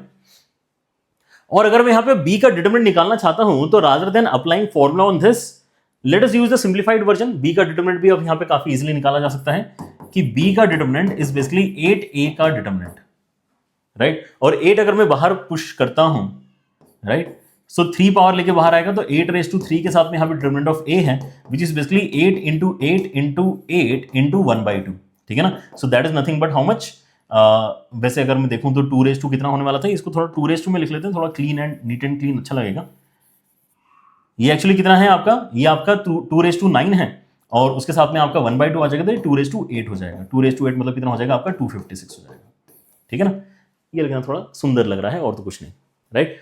सो 256 यहां से आया है, उसके अंदर 24 ऐड करेंगे तो कितना हो जाएगा 60 70 80 280 आपका यहां पर जो है फाइनल सम का वैल्यू निकल कर आ रहा है, जो फोर्थ ऑप्शन आपका होने वाला है, ठीक है ना। सो फाइनल आंसर क्या है 280 इस क्वेश्चन में फाइनल आंसर है, राइट। सो क्या किया है हमने यहाँ पे, हमने अपनी जो डायरेक्ट डिटरमिनेंट की वैल्यूज को कैलकुलेट करने का फॉर्मूला है उसको अवॉइड किया है, इंस्टेड हमने बी मैट्रिक्स एक्चुअली ए के टर्म्स में निकालने की कोशिश करी है, राइट। चलिए सो अगला सवाल देखते हैं। Next question is this again is a brilliant question, है ना। देखने में ऐसा लगता है कि पता नहीं क्या पूछ लिया यार, बट ये आपको तभी तक लगेगा जब तक आपको प्रॉपर्टीज ऑन द, है ना, ऑन द स्पॉट आपको क्लिक ना करें। प्रॉपर्टीज अगर आपको क्लिक कर रही है सही टाइम पे और आपने उनको पहले यूज किया हुआ है, आपको ये क्वेश्चन डिफिकल्ट कभी नहीं लगेंगे, right. And specially after you yourself practice 10-15 questions, right. In fact मैं तो कह रहा हूं कि केवल पीवाईक्यूज के ही आप यहाँ पे कैलकुलेशंस कर लो, प्रैक्टिस कर लो, वो भी आपको इनफ कॉन्फिडेंस दे देंगे। अच्छे सवाल पूछ रहे हैं, है ना, ये सवाल भी आपको मेरे ख्याल से पीवाईक्यू है। सो ऐसे सवाल आपके आ रहे हैं पेपर में, तो इस लेवल को पहली बात तो आपको रीच करना है ना। ये मत समझो कि हमने यहाँ पे कोई बहुत डिफिकल्ट बुक में से ये सारे सवाल आपको निकाल के दिए हैं, ठीक है ना। ये पीवाईक्यू ही है आपके, तो इस लेवल तक अगर आप नहीं पहुंचे हो, सो आई गेस बेटर क्वेश्चंस की प्रैक्टिस करना जरूरी है। मतलब आपके उसमें जो अभी मटेरियल है वो अभी उतना सफिशिएंट नहीं है जिसके अंदर इस लेवल के क्वेश्चंस आपको मिल रहे हैं। बेटर लेवल मैथमेटिक्स के अंदर मैं बता रहा हूं, जेईई मेन के पीवाईक्यूज एक्चुअली बेटर लेवल है, ठीक है ना। स्पेशली इन सम चैप्टर्स, मैं आपको चैप्टर का नाम भी बता सकता हूं। आपका मेडिसिन डिटरमिनेंट्स एक चैप्टर है, वेक्टर 3D एक चैप्टर है, आपका स्टैटिस्टिक्स एक चैप्टर है, ठीक है ना। ये कुछ चैप्टर्स तो आप लिख के रखो, इनमें जो आपके प्रीवियस ईयर क्वेश्चंस हैं वो इतने अच्छे हैं कि किसी भी रिसोर्स के अंदर वैसे क्वेश्चंस मिलना मुश्किल हो जाता है। बाकी हाँ, प्रोबेबिलिटी की बात कर लो, प्रोबेबिलिटी में भी आपको यहाँ पे काफी अच्छे सवाल देखने के लिए मिलते हैं इन पीवाईक्यू वाली बुक, ठीक है। चलिए सो ये वाले क्वेश्चन के अंदर फिर से आप नोटिस करते हो कि यार मुझे कहीं ना कहीं ए देकर रखा है और मुझे क्या करना है, एडजॉइंट ऑफ ए क्या है उसको यूज करना है। यहां पर फिर से एडजॉइंट ऑफ ए क्या किया गया है, मल्टीप्लाई किया गया है एडजॉइंट ऑफ ए में। सो लेट अस सी कि what basically is the conversion for adjoint of A, right. First task should be that.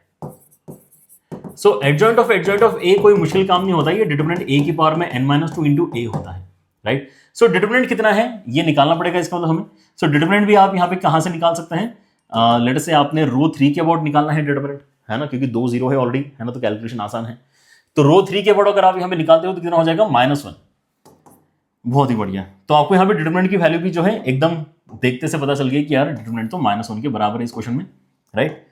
सो -1 अगर यहां पर है तो कितना हो जाएगा -1 की पावर 1 एंड देन साथ में a, मतलब ये कुछ नहीं है, -a रिप्लेस करना है उस पॉइंट पे, समझे। उस पॉइंट पे आपको -a रिप्लेस करना है जहां पर भी एडजॉइंट ऑफ a नजर आ रहा है, right. So what is this equation going to be, ये कैलकुलेशन अगर मैंने कर लिया है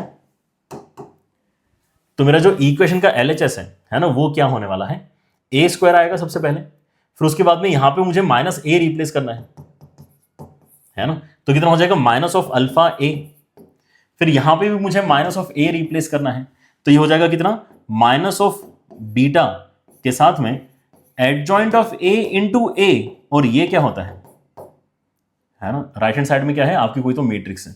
let us not call this, let us keep this as our LHS, ठीक है ना। LHS ही पहले हम सिंप्लीफाई करके देखते हैं, फिर उसको इक्वेट करते समय इक्वेट कर लेंगे उसके साथ में, ठीक है ना, एलिमेंट बाय एलिमेंट कंपेयर कर लेंगे।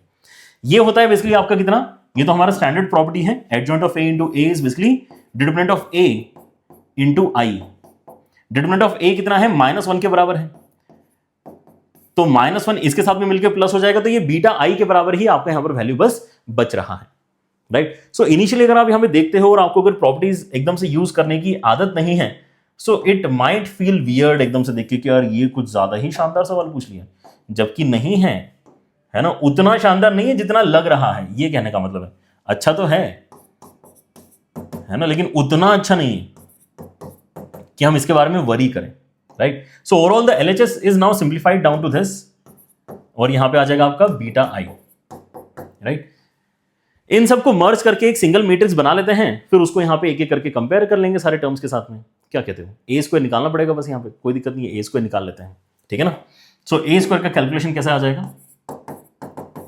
ए स्क्वायर के लिए -1 1 -1, उसके साथ में 1 0 1 एंड देन 0 0 1, उसके साथ में इसी चीज को खुद से मल्टीप्लाई करना है। सो -1 1 -1 फिर 1 0 1 एंड देन 0 0 1 मल्टीप्लाई हो गया। ये मल्टीप्लाई हो रहा है तो ए स्क्वायर की वैल्यू क्या निकल कर आती है? दिस इंटू दैट, 1 1 तो 2 हो जाएगा।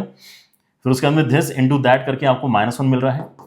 फिर दिस इंटू दैट अगर मैं करता हूं तो आपको 1 1 एंड -1 मिल रहा है, मतलब आपको 1 लिखना है यहाँ पे, ठीक है ना। फिर दिस इंटू दैट करके -1 0 0 तो -1 आएगा। फिर दिस इंटू दैट करके आपके इसमें आ जाएगा 1 के बराबर वैल्यू। दिस इंटू लास्ट वाला कॉलम करके आपके पास में क्या आ रहा है? -1 0 1, तो ओवरऑल 0 बन जाएगा। इसको मल्टीप्लाई करता हूं तो यहाँ पे 0 0 एंड 1 कैलकुलेट करना आसान है, ठीक है ना, क्योंकि आपका नीचे वाले रो से ही सब कुछ मल्टीप्लाई होकर आपकी नॉन जीरो वैल्यू बनने वाली है, क्योंकि ये दोनों ऊपर वाले वैल्यूज को तो जीरो कर ही देगा, ठीक है ना। तो ये आपका क्या आ गया है? ये आपका बेसिकली एक सिंप्लीफाइड वर्जन आ गया है for A square. A square आ गया है -अल्फा ए कितना होगा वो भी अगर आप लिख के रखना चाहो तो लिख लो, ठीक है ना। ये ए स्क्वायर का वैल्यू है, या डायरेक्टली हम यहाँ पे हिम्मत करें है ना लिखने की, लिख लेते हैं। चलो एक बार माइनस ऑफ अल्फा ए क्या है वो देख लेते हैं। Minus of alpha A is nothing but minus alpha, इसके अंदर मल्टीप्लाई कर दो, माइनस अल्फा इसके अंदर मल्टीप्लाई कर दो तो ये आ जाएगा अल्फा, फिर आ जाएगा आपका माइनस अल्फा, फिर प्लस अल्फा, फिर आ जाएगा minus alpha 0 and then minus alpha, उसके साथ में आ जाएगा 0 0 एंड माइनस अल्फा, ठीक। तो ऑलरेडी वो माइनस अल्फा है, तो अब डायरेक्टली माइनस अल्फा के साथ में ए स्क्वायर को अब जोड़ना पड़ेगा, ठीक है ना, फर्दर सब्ट्रैक्ट मत कर देना तो गलती हो जाएगी, right. So now if I calculate this entity, if I calculate this entity तो इसका वैल्यू कितना है?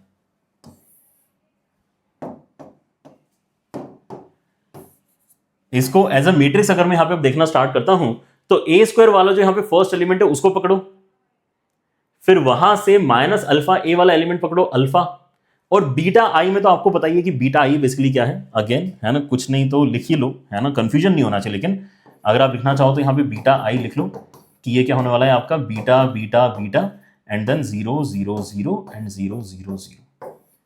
तो ये वाला मैट्रिक्स, ये वाला मैट्रिक्स और वो वाला मैट्रिक्स के फर्स्ट एलिमेंट्स आपको एक साथ लेना है, ठीक है ना। एक साथ अगर आप लेते हो तो अल्फा बीटा और 2 ऐसा आपको मिलता है, अल्फा प्लस बीटा प्लस 2। अगर आप सेकंड सेकंड सेकंड लेते हो तो आपको क्या मिलता है? 0 माइनस अल्फा एंड -1, मतलब माइनस अल्फा -1। थर्ड एलिमेंट पकड़ते हो तो यहां से 1, यहां से 0 और यहां से अल्फा मिलता है तो अल्फा प्लस 1। नीचे चलते हैं, यहां से उठाते हैं वैल्यू तो -1, यहां से 0, वहां से माइनस अल्फा, ठीक है ना, तो आ जाएगी माइनस अल्फा -1। बीच वाली वैल्यू उठाते हैं, यहां से 1, यहां से बीटा, वहां से 0, तो beta plus 1, right. And third वाली वैल्यू उठाते हैं, यहां से 0, यहां से 0, वहां से minus alpha, great. And let us move to the third row, यहां से 0, यहां से 0, वहां से भी 0, तो ये 0, यहां से 0, यहां से 0, यहां से 0, सेकंड एलिमेंट में 0, यहां से 1, यहां से बीटा और यहां से माइनस अल्फा, ठीक है ना, तो हो जाएगा minus alpha plus beta plus 1। ऐसे आपके यहां पे जो है फाइनल एलएचएस का वैल्यू बन रहा है। Now this LHS gets compared to this value, this LHS gets compared to this value, ठीक है ना। थोड़ा सा यहाँ पे आप अच्छे से देख लेना, आप लिखते समय एक लाइन में लिखना तो आपको यहाँ पर क्लैरिटी ज्यादा निकल कर आएगी। आपके तीनों मैट्रिसेस अगर पास पास लिखे हुए हैं ना, rather then this this and that करने की जगह अगर आप this this and that he अगर कर रहे हो, ठीक है ना, तो आपको थोड़ा बेटर लगेगा व्हाइल कैलकुलेशन। बट ठीक है ना, आपको यहाँ पे ये तो क्लैरिटी आई गई है कि हम यहाँ पे 3 मैट्रिसेस अलग अलग एक्चुअली कैलकुलेट करके फिर कंपेयर कर रहे हैं इस गिवन मैट्रिक्स के साथ में, ठीक है ना। So now first gets compare to the first value, मतलब अल्फा प्लस बीटा प्लस 2, ये 2 के बराबर होना चाहिए, मतलब अल्फा प्लस बीटा तो आपका 0 होना चाहिए। फिर अगला है आपके पास में माइनस अल्फा -1, ये -2 के बराबर है।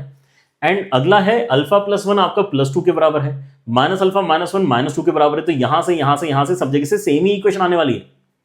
And what is that equation कि अल्फा प्लस 1 ये आपका 2 के बराबर है, राइट। मतलब अल्फा कितना हो गया आपका? अल्फा हो गया 1 के बराबर, एंड अल्फा अगर 1 के बराबर हो गया है तो बीटा हो जाएगा आपका -1 के बराबर। Right. So these are the conclusions. आप फर्दर यहां पे चेकिंग कर सकते हैं कि अगर आप इस माइनस अल्फा को डायरेक्टली कंपेयर करते तो यहां से भी आपको अल्फा की वैल्यू 1 मिल रही थी, राइट। ये दोनों जीरो तो इन दोनों जीरो के साथ में कंपेयर हो ही रहे हैं। एंड यहां पे भी आप देख सकते हैं कि अल्फा का वैल्यू आपने 1 लिया है, बीटा का वैल्यू आपने अगर -1 लिया है, ठीक है ना, तो ये कैलकुलेट करके -1 के साथ में इक्वेट हो रहा है। सो ऑल इन ऑल हमें ये गारंटी हो गई, हर एक चीज हमने यहां पे चेक कर ली है। So there is no mistake for sure, है ना, सब कुछ सही कैलकुलेट किया है। अल्फा की वैल्यू आपकी 1 है, बीटा की वैल्यू आपकी -1 है। जो आपको आंसर रिपोर्ट करना है वो क्या है, फाइनली आपको जो आंसर रिपोर्ट करना है that is alpha minus beta का स्क्वायर। अल्फा माइनस बीटा का स्क्वायर अगर आप करते हैं तो ये 2 का स्क्वायर बन के 4 इस क्वेश्चन में आपका फाइनल आंसर बनता है, राइट।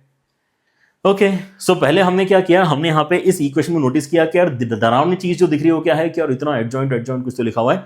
जैसे हमने उसको कैलकुलेट किया मजा ही आ गया, ठीक है ना, कि एडजॉइंट ऑफ है तो क्या है यार माइनस ही है। तो ये जो LHS इतना बड़ा सा दिख रहा है, पहली बात तो वो बड़ा नहीं है, वो इतना छोटा सा LHS है आपका, ये LHS है। अब जैसे ही हमें ये LHS दिखा हमें कॉन्फिडेंस आ गया कि यार देखो ए स्क्वायर कैलकुलेट करना कितना ही मुश्किल है ना। आपका वैसे भी बहुत सारे वैल्यू जीरो है इसके अंदर, तो हमने ए स्क्वायर कैलकुलेट करके रख लिया, माइनस अल्फा कैलकुलेट कर लिया, बीटा ए कैलकुलेट कर लिया, सब कुछ जोड़ लिया, ठीक है ना। सब कुछ जोड़ के हमारा मैट्रिक्स आ गया जिसको हमने कंपेयर कर लिया। वैसे अगर आप सोचोगे तो सवाल अब ईजी लग रहा है, when you have everything on board तो अब ये ईजी लगेगा, right. But when you look at the question for the first time, अभी भी आप यहाँ पे बैक ट्रैक करो, ठीक है ना, थोड़ा सा जितना भी हमें यहाँ पे 5-10 मिनट लगे होंगे इस क्वेश्चन को सॉल्व करने में, पीछे जाके देखो, है ना, कि आपने जब पहली बार इसको बिना किसी एनोटेशन के प्लेन पेज पे देखा तो क्या ये उतना इजी लग रहा था क्या जितना इजी अब लग रहा है, राइट। सो ये इजी कब लगने लगता है ना, जब हमें सॉल्यूशन पता चलने लगते हैं, जैसे हमारे यहाँ पे प्रैक्टिस बढ़ती है, सो धीरे धीरे ईज ऑफ अंडरस्टैंडिंग बिल्ड होते रहता है, ठीक है ना। Now let us come to the next level of questions, जहां पर आपको पूरा का पूरा ए मैट्रिक्स ही निकालना पड़ेगा पहले, तब जाके आप यहां पे अपना अगला काम कर पाओगे, ठीक है ना। सो ये वाले सवाल आपके और भी ज्यादा जहरीले सवाल होंगे, ठीक है ना। तो क्या करना है इस तरह के सवालों में, बढ़िया है, अभी 2-3 सवाल और कराऊंगा मैं आपको, ठीक है ना। This can be considered as a one shot for adjoint and its properties. इससे ज्यादा वेरिएशंस आपको नहीं मिलेंगे, है ना। जो भी सवाल अब आप यहां पे करोगे वो इस पर्टिकुलर लेक्चर में कराए गए जो सवाल हैं उनसे सिंपल क्वेश्चन ही आपको मिलने वाले हैं, ठीक है ना। आपके अगले साल जितने भी आप यहां पे सालों तक आगे तक की बात कर लो, आपको इन क्वेश्चंस के कंपैरिजन में इजियर क्वेश्चंस ही मिलेंगे, ओके। तो देखो आपके पास में यहां पर जो है पहली बात तो कुछ बहुत सारी इक्वेशंस दी गई हैं जिनकी मदद से हमें ए मैट्रिक्स एक्चुअली क्या है निकालना है, राइट। और जब ए मैट्रिक्स निकल जाएगा तो फिर से हमें यहां पे एडजॉइंट वगैरह की प्रॉपर्टी इस्तेमाल करके ये फाइनल रिजल्ट भी कैलकुलेट करना है, ठीक है ना। मतलब तब भी उन्होंने ये चीज तो करवाई ही है, इसलिए ये क्वेश्चन इस पर्टिकुलर लेक्चर में डिस्कस किया जा रहा है। अदरवाइज मेन मेहनत तो ए फाइंड करनी है, टू बी ऑनेस्ट। और उसके लिए कुछ नहीं करना है, आपको यहां पे ए कुछ ना कुछ मानना पड़ेगा, ठीक है ना। मान लेते हैं कि आपका जो ए है वो ABC है ना, रो कॉलम कैसे भी मान सकते हो, ठीक है ना, ABC PQR एंड उसके साथ में आपका लेटर से XYZ। इस तरह से अगर मैं बेसिकली ए मैट्रिक्स मानता हूं, सो ए ट्रांसपोज कितना हो जाएगा, ए ट्रांसपोज ये हो जाएगा ABC यहां पे, PQR यहां पे एंड XYZ यहां पे, राइट। ये आपका ए ट्रांसपोज हो गया। अब ए ट्रांसपोज के अंदर 101 मल्टीप्लाई करो, तो द पॉइंट इज कि इसमें बस करना ही है। If you are okay with that idea कि ठीक है कैलकुलेशन ही तो है, तो आसान है सवाल, ठीक है ना। अच्छा, इसके अंदर इमेजिन करना है कि आपने क्या किया है, ए ट्रांसपोज में आपने बेसिकली 101 मल्टीप्लाई किया है, ठीक है ना। और जब ऐसा कर रहे हो तो आपको बेसिकली 522 के साथ में कंपैरिजन करते आ रहा है।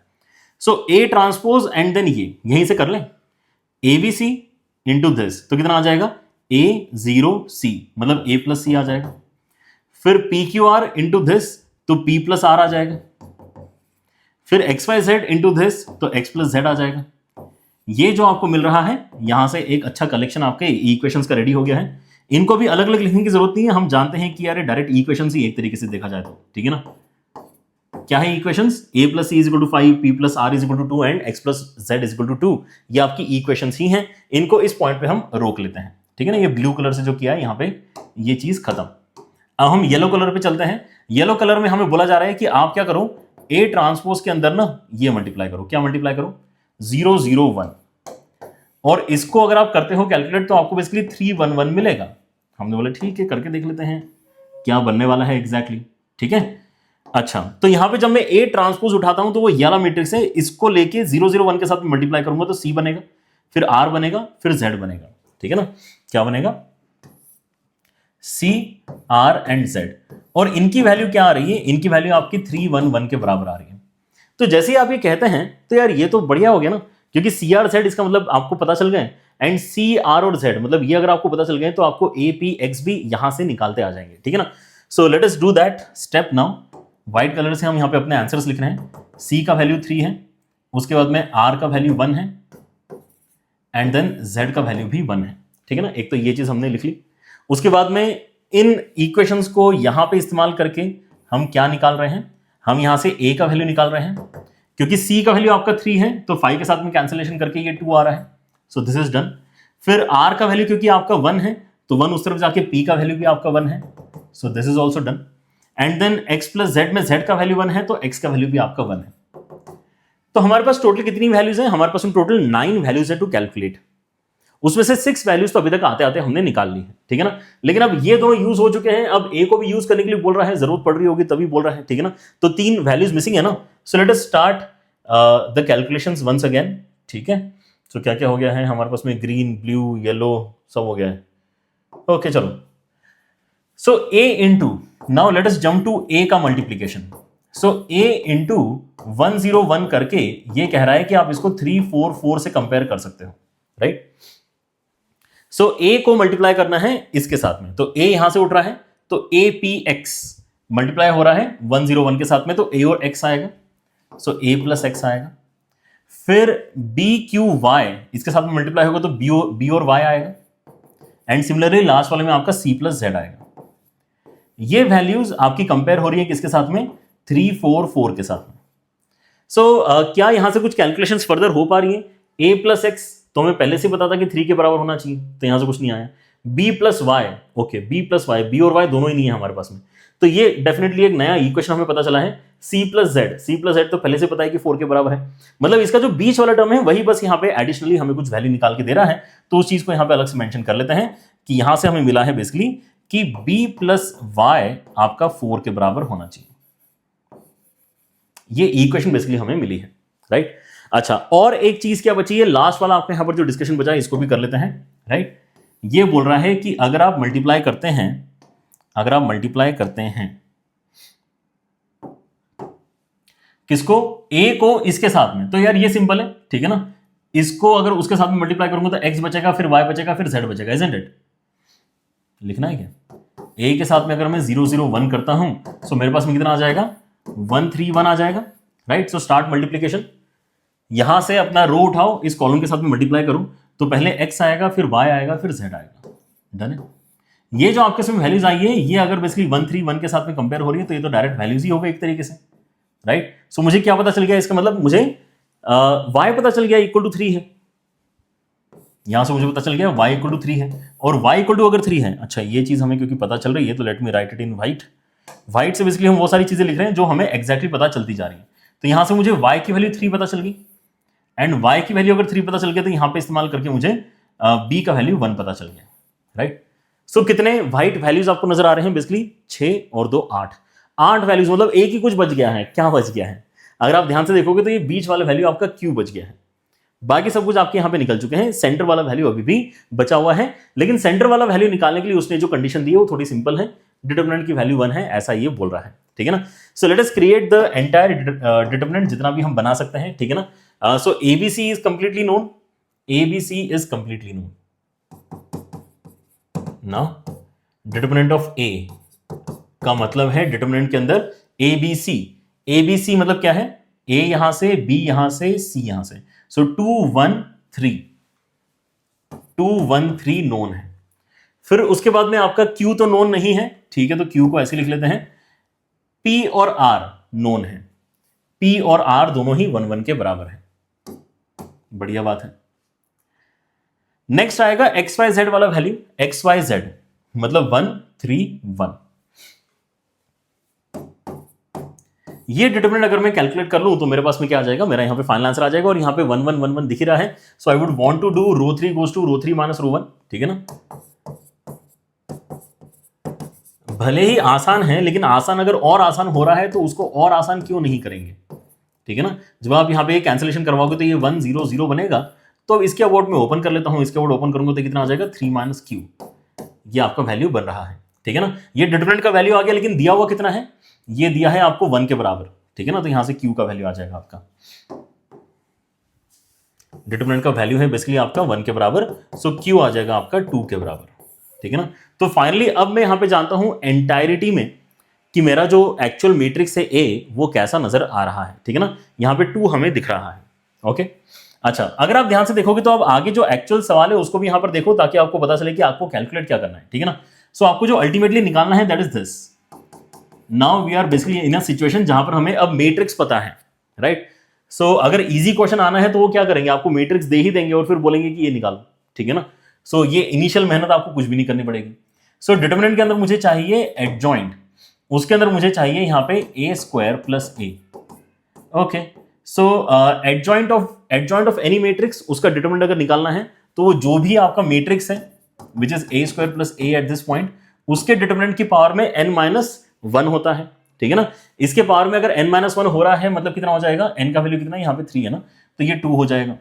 Now I can basically take a common and I can split the determinants. So a का डिटरमिनेंट अलग हो गया, a + i का डिटरमिनेंट अलग हो गया।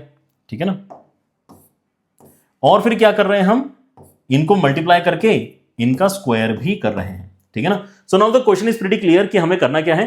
a का डिटरमिनेंट जो है वो तो क्वेश्चन में 1 दे ही रखा है, तो उसको तो मैं कॉपी कर ही लूंगा। a + i जो एक नया मैट्रिक्स बन रहा है उसका डिटरमिनेंट भी एक्चुअली कैलकुलेट करना इस पॉइंट पे जरूरी हो गया है, right. So what is a + i is the question. ठीक है ना। What is a + i? तो a क्या है? a बेसिकली यही चीज है ना जहां पे हम क्या क्या डिकोड कर चुके हैं, सभी चीजें डिकोड कर चुके हैं एक्चुअली। ठीक है ना। सो 2 1 3 यहाँ पे 1 2 1 आएगा, है ना, क्योंकि q का वैल्यू 2 है, और यहाँ पे आपका 1 3 1 आएगा, right. So this is your matrix. इसके साथ में i अगर ऐड करना है तो 1 1 1 डायगोनल के ऊपर बेसिकली आपको मिलता है, एंड बाकी सारे वैल्यूज तो आपके 0 ही हैं। So this basically becomes how much, diagonal becomes your 3 3 and 2 के बराबर, and the remaining values are same 1 1 3, and यहां पे आ जाएगा 1 3 1। Okay, great. 1 1 3 and okay, I hope मैंने बोला भले इधर उधर हो लेकिन मैंने लिखा सही है शायद। सो यहाँ पे कितना आ रहा है 3 3 एंड 2 और 1 1 3 एंड 1 3 1। ऑलराइट। सो ये आपके बेसिकली नया मैट्रिक्स बना है, इसका डिटरमिनेंट निकालना हमारा फिर से टारगेट बनता है। अगेन डिटरमिनेंट निकालना अगर आपका काम है तो ये तो ऑलरेडी बहुत ईजी है, लेकिन अगर और ईजी बना सकते हैं तो बना लो, क्या दिक्कत है। ठीक है ना। और ईजी बनाने का मतलब क्या है, क्या आप यहां पे देख पा रहे हैं कि कॉलम का सब्ट्रैक्शन यहां पे इस चीज को और भी ज्यादा इजी बना देगा। ठीक है ना। अगर मैं यहां पे कर देता हूं column 3 goes to column 3 minus column 2, है ना, बस इतना सा काम अगर मैं कर दूं तो ये आपका 3 1 3 हो रहा है, ये आपका 1 3 1 हो रहा है, यहां पे क्या हो जाएगा 0, यहां पे हो जाएगा 0, यहां पे हो जाएगा 1। ठीक है ना। तो इसके अबाउट अगर मैं ओपन कर लेता हूं तो ये हो जाएगा आपका कितना 8 के बराबर, राइट। सो आपका जो a + i का डिटरमिनेंट है that is come out to be equal to 8। अगर ये 8 आपका आया है तो यहां पे बेसिकली हमें 8 डालना है, यहां पे हमें 1 डालना है, यहां पे 1 आएगा, यहां पे 8 आएगा, और उसका स्क्वायर अगर मैं करता हूं देन 64 इस क्वेश्चन में फाइनल आंसर आपका बन रहा है। ठीक है ना। This is the answer. Done है। ऑप्शंस है, हाँ ऑप्शंस है, तो फोर्थ ऑप्शन आपका इस क्वेश्चन में इसका मतलब करेक्ट होना चाहिए। ठीक है ना। सो है कि नहीं, यहाँ पर ये थोड़े कातिलाना काइंड ऑफ क्वेश्चन है, जहरीले सवाल एकदम, जहां पर आपको थोड़ा स्टे करना पड़ता है अपने क्वेश्चन के साथ में, then you get a good feel कि ओके ऐसा कुछ हो रहा है इस सवाल के अंदर। ठीक है ना। Again a very similar pattern question है ना, इसके ऊपर भी यहाँ पर मेहनत कर लेते हैं यार, है ना, कर ही रहे हैं तो कर ही लेते हैं, राइट। सो आपको यहाँ पर देखो फिर से एक इक्वेशन सॉर्ट ऑफ दिया हुआ है एंड काफी इंटरेस्टिंग है, इसलिए यहाँ पर थोड़ा सा अलग लगा मुझे, इसलिए इसी सेशन में मैंने इसको कवर करने का सोचा। आपके पास में यहाँ पे x transpose into a into x, ये कोई तो एक नल मैट्रिक्स ही क्रिएट करेगा, ऐसा इन्होंने बोल के रखा है, for all non zero 3x1 matrix x, for all. बहुत ही खतरनाक कंडीशन दे दी, राइट। और अगर ऐसा आपको कोई देता है, ऐसा अगर आपको कोई देता है तो आपको यहां पे a के बारे में कुछ ना कुछ अच्छा पता चलेगा, फिर आपको a के बारे में और भी जानकारी अगर हासिल करनी है देन ये कंडीशंस आपको यूज करके ओवरऑल a पता करते आ जाएगा। ठीक है ना। सो हम यहां पे फिर से अपना वही काम करेंगे, है ना। x तो आपको यहां पे देकर रखा है, हम मानते हैं कि a कुछ ना कुछ एक 3x3 आपका मैट्रिक्स है, ठीक है ना। कैसे करेंगे? x तो देखो आपको देख रखा है यहां पे एक्स वाई जेड आएगा, ठीक है ना, तो उसका ट्रांसपोज हो जाएगा एक्स वाई जेड इस तरीके से, है ना। इस तरीके से अगर करते हैं तो ये आपका एक्स वाई जेड ट्रांसपोज बोला जाएगा। ए में यहां पे मान लेता हूं फिर से a b c p q r and x y z मत मानना, एक्स वाई जेड ऑलरेडी इस क्वेश्चन में एग्जिस्ट करता है, एल एम एन ऐसा कुछ मान लो, ठीक है ना। ऑलराइट, सो आपके पास में यहां पे ए आ गया एंड देन एक्स, तो यहां पर वर्टिकल मैट्रिक्स आपका एक्स वाई जेड था ही पहले से, राइट। ये एक नल मैट्रिक्स के बराबर है, तो मल्टीप्लाई करके देखते हैं एक एक करके, दिस इंटू दैट करेंगे तो आपके इसमें कितना आ जाएगा, दिस इंटू दैट करके आ जाएगा A X B Y C Z, A X plus B Y plus C Z. In fact इसको मैं थोड़ा और लेफ्ट से ही लिखना स्टार्ट करता हूं, बहुत बड़ा सा यहां पर जो है एक्सप्रेशन क्योंकि आएगा, कैसे आएगा बड़ा सा, दिस इंटू दैट करके आपको मिल रहा है A X plus B Y plus C Z, ये पहला टर्म आया। सेकेंड में मल्टीप्लाई किया तो आपको मिला p x plus q y plus r z, और ऐसे ही थर्ड में मल्टीप्लाई किया तो आपको मिला l x plus m y plus n z. ये बन गया आपका रो मैट्रिक्स, है ना, जिसके अंदर एक ही रो है। और इसमें अब मैं मल्टीप्लाई करने वाला हूं एक कॉलम मैट्रिक्स जिसके अंदर एक ही कॉलम है, राइट। सो एक सिंगल एंटिटी आपको मिलेगा 1x1 का, है ना, जिसको मैं नल मैट्रिक्स के साथ में कंपेयर कर रहा हूं, मतलब जीरो के साथ में मैं कंपेयर करने वाला हूं, right. So now when these things get multiplied तो आपके पास में क्या आ जाएगा, दिस इनटू दैट, मतलब इसके अंदर x जा रहा है मल्टीप्लीकेशन में, so x times of ax plus B Y plus C z, y times of px plus q y plus r z, and then z times of lx plus m y plus n z. ये zero के बराबर basically हो रहा है। Matrices वगैरह सब हमने यहां पर हटा दी हैं, अब इसको मैं जीरो के साथ में कंपेयर कर रहा हूं, ये नल मैट्रिक्स है, ये आपका जीरो है। अब यहां पर आके बेसिकली कुछ ना कुछ कंक्लूड करने के लिए आपको मिलने वाला है, राइट। वेरी वेरी इंपॉर्टेंट, है ना, क्योंकि अब एक सिंगल इक्वेशन से बहुत सारी चीजें आपको कंक्लूड करनी है। अगेन सी दिस कि आपने इस तरह के क्वेश्चन कभी, है ना, किए हैं नहीं किए हैं। इस पॉइंट पर अगर आप देखते हैं तो आप यहां पे जो वेरिएबल एक्स वाई जेड हैं, जो वेरिएबल एक्स वाई जेड हैं, उनके कोएफिशिएंट्स क्या क्या बन रहे हैं उनको नोटिस करना स्टार्ट करो, ठीक है। तो अगर मैं यहां देखता हूं तो देखो तीन टर्म्स तो आपके यहां पर आपके x square y square z square वाले बनेंगे, x square y square z square, ठीक है ना। क्या क्या कोएफिशिएंट्स हैं यहां पे, ए एक्स स्क्वायर, फिर है आपका यहां पे q y square and then है एन जेड स्क्वायर। फिर आपके इसमें यहां पे टर्म्स आएंगे जहां पे एक्स वाई आएगा, है ना। क्या क्या है, एक्स इंटू वाई वाले टर्म्स कौन कौन से हैं, यहां से आ रहा है बी, यहां से आ रहा है पी, सो बी प्लस पी आ रहा है। फिर आपके इसमें एक वाई जेड वाला टर्म क्रिएट होगा फॉर श्योर। वाई जेड वाला टर्म जो बन रहा है वो कौन सा होगा, एक तो आर आएगा यहां से एम आएगा, है ना, आर और एम। और जो लास्ट एक होगा वो जेड एक्स वाला टर्म होगा, तो जेड एक्स वाला टर्म एक तो यहां से आएगा सी और एक यहां से आएगा एल। और ये सारे के सारे जो आपके वैल्यूज हैं ऐड होके जीरो के बराबर वैल्यू क्रिएट कर रहे हैं। And now let us read the question once again. ये क्या बोल रहा है कि आपके पास में ए तो आपको पता ही नहीं कि क्या है, आपको नहीं पता कि ए क्या है, लेकिन ये गारंटी यहां पर आपको मिल रही है कि एक्स जो भी आपका नॉन जीरो यहां पे एक मैट्रिक्स है, ये नल मैट्रिक्स नहीं है, बट स्टिल ये गारंटी मिल रही है कि आप जो भी यहां पे नॉन जीरो मैट्रिक्स इस्तेमाल करोगे ना, ये इक्वेशन तो सेटिस्फाई होगी होगी। मतलब ये इक्वेशन तो सेटिस्फाई हमेशा ही होना चाहिए। मतलब आप वेरिएबल चाहे जो ले लो, ये हमेशा सेटिस्फाई क्यों होगा? इतनी बड़ी इक्वेशन, इतने सारे अननोन्स, 9 अननोन्स है बेसिकली यहां पे, a b c p q r l m n. इतने अननोन्स इतने अच्छे तरीके से मैनेज हो जाना चाहिए कि एक्स वाई जेड कुछ भी डालो फर्क नहीं पड़ रहा, आपको जीरो मिल रहा है। ये तभी हो सकता है जब हर एक टर्म का जो कोएफिशिएंट है वही बेसिकली जीरो बन जाए, राइट। कहने का मतलब क्या है कि यहां से सीधे सीधे हमारा कंक्लूजन निकल कर आता है कि ए को जीरो करना पड़ेगा, उसके बाद में आपको क्यू को जीरो करना पड़ेगा, आपको एन को भी जीरो करना पड़ेगा। अगर आपने इनको जीरो ही कर दिया तो एक्स वाई जेड कुछ भी डालो जीरो ही बनेगा पहले तीन टर्म्स। वैसे ही आप यहां पे कंक्लूड कर सकते हो कि बी प्लस पी को जीरो करना ही पड़ेगा, आर प्लस एम को जीरो करना ही पड़ेगा, and then c plus l को जीरो करना ही पड़ेगा, ठीक है ना। And at this point we can now see कि व्हाट हैपेंस टू ए, है ना। ए आपका यहां पर क्या हो जाता है, ए आपका हो जाएगा स्क्यू सिमेट्रिक मैट्रिक्स। देखो कैसे, ए मैट्रिक्स के अंदर बेसिकली 0 0 0 कहां पे आ रहा है, ए क्यू और एन के लोकेशन पे। उसके बाद आपके जो ये वैल्यूज हैं, अगर इनका एडिशन अगर आपका 0 आ रहा है, इसका मतलब मैं क्या कह सकता हूं कि अगर p का वैल्यू मेरे पास में है तो b का वैल्यू माइनस ऑफ p के बराबर होगा। सो अगर यहां पे मैंने p लिखा है तो b की जगह में क्या लिख सकता हूं, b की जगह में माइनस p लिख सकता हूं। अगर मेरे पास में ऑलरेडी l है तो c के प्लेस में क्या लिख सकता हूं, माइनस l लिख सकता हूं। c कहां पर है, यहां पे माइनस l लिख सकता हूं। और मेरे पास अगर ऑलरेडी m है तो r का वैल्यू कितना लिख सकता हूं, r का वैल्यू में यहां पे माइनस m लिख सकता हूं। ठीक है ना। सो ये जो बेसिकली आपको दिया गया कंडीशन था वो इस पॉइंट तक आपको लेके आ रहा है कि what you have as A is a skew symmetric matrix. अगर A आपका स्क्यू सिमेट्रिक है तो हम यहां पर अभी क्या करेंगे, इन दोनों कंडीशंस को यूज करके अपने बचे हुए वैल्यूज जो है उनको निकालने की कोशिश करेंगे, क्योंकि 3 ही अननोन्स अब यहां पर बचे हैं, P L M।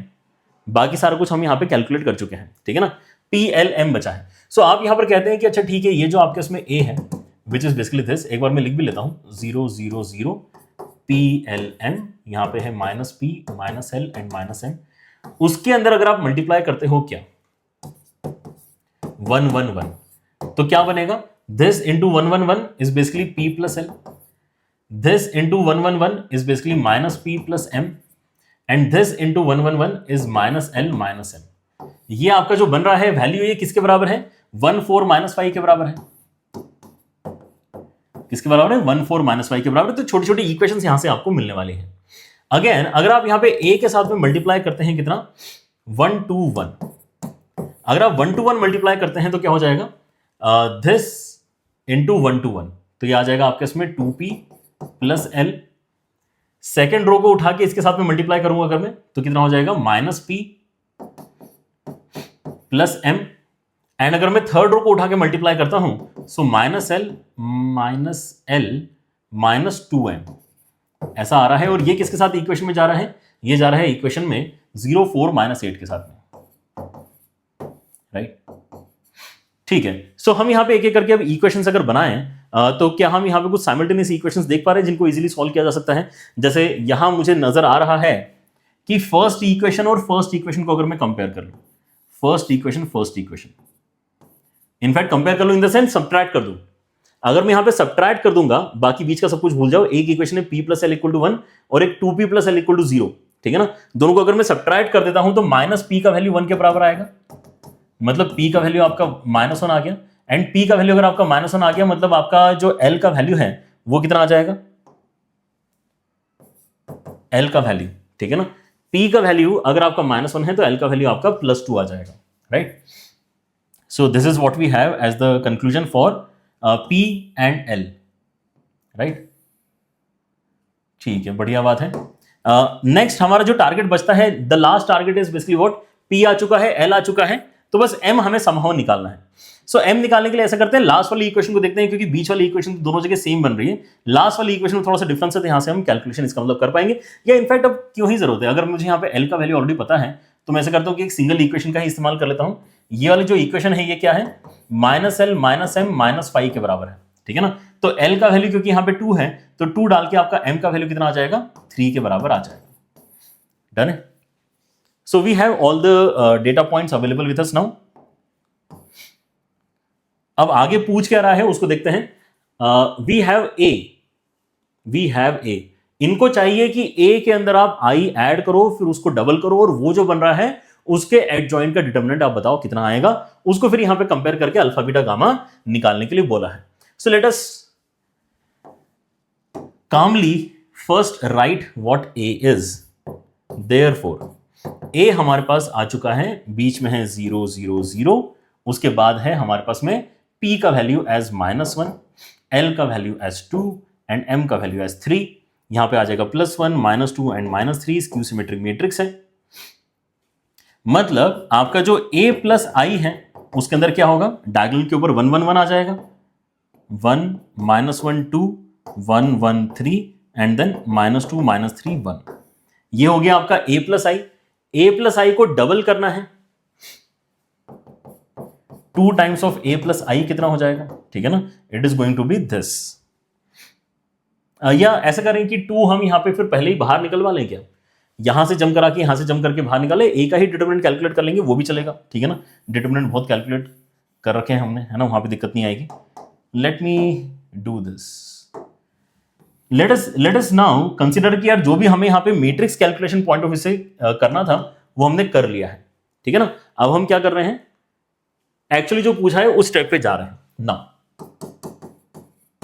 हमें निकालना है डिटर्मिनेंट इस क्वांटिटी का which is adjoint of 2 times of a plus I, ठीक है। सो पहले तो यहां पे जंपिंग करवाते हैं इसकी, ठीक है ना। ये 2 जंप करेगा पहले एडजॉइंट के बाहर फिर डिटर्मिनेंट के बाहर, ठीक है ना। तो ये 2 की पावर 2 बन के बाहर आएगा एडजॉइंट के, एंड देन पावर 3 लेके बाहर आएगा डिटर्मिनेंट के। अंदर बचेगा आपका एडजॉइंट ऑफ a प्लस आई का determinant. So adjoint of any matrix का डिटर्मिनेंट क्या होता है, उस मैट्रिक्स के डिटर्मिनेंट की पावर में n-1 होता है, ठीक है ना। तो यहां पे ऑलरेडी 2�6 आ चुका है। यहां पे a प्लस आई का जो भी डिटर्मिनेंट है उसकी पावर में कितना आएगा, n-1 मतलब स्क्वायर हो जाएगा, ठीक। a प्लस आई का डिटर्मिनेंट क्या होगा वो यहां से हम निकाल के बता सकते हैं, ठीक है ना। a प्लस आई का डिटर्मिनेंट। ऑलराइट, क्या यहां पर भी कुछ किया जा सकता है? अगर किया जा सकता है तो क्या आप करना चाहोगे, ठीक है ना। a प्लस आई का डिटर्मिनेंट निकालने के लिए या तो आप डायरेक्टली ओपन कर लो, ठीक है ना, which I think most of you would prefer, ठीक है ना। बट मैं जितने बार करूंगा उतना ही आपको देख देख के हो सकता है कॉन्फिडेंस मिले for using row and column transformation, ठीक है ना। तो मैंने अपने साइड से वैसे आपको कर करके दिखाते रहना चाहिए जिस भी टाइम आपको लगता है कि yes you are also now starting to prefer these kind of approaches, तो आपका ही बेनिफिट है, ठीक है ना। इससे क्या होता है, कैलकुलेशन आपकी जो है मिस्टेक होने के चांसेस काफी कम हो जाते हैं। जैसे मैं क्या यूजुअली यहाँ पे करना चाहूंगा, मुझे यहाँ पे 1 दिख रहा है, यहाँ पे -1 और ये 2 दिख रहा है, तो मैं यहाँ पे 0 क्रिएट करवाने की कोशिश करूंगा, ठीक है ना। 0 क्रिएट कराना कोई खास मुश्किल काम नहीं है। मैं यहाँ पर बोलता हूँ 1 1 एंड -2 को ऐसे रखते हैं। फिर इसको 0 बनाना है तो मैं क्या करूंगा, इसके अंदर डायरेक्टली ऐड करवा लेता हूँ पूरी रो ऐड करवाऊंगा, तो यहाँ पे 0 बनेगा, यहाँ पे 2 बनेगा, यहाँ पे -5 बनेगा, कोई दिक्कत नहीं है। फिर यहाँ अगर मैं 0 करना चाहता हूँ तो 2 टाइम्स सब्ट्रैक्ट करा लेंगे।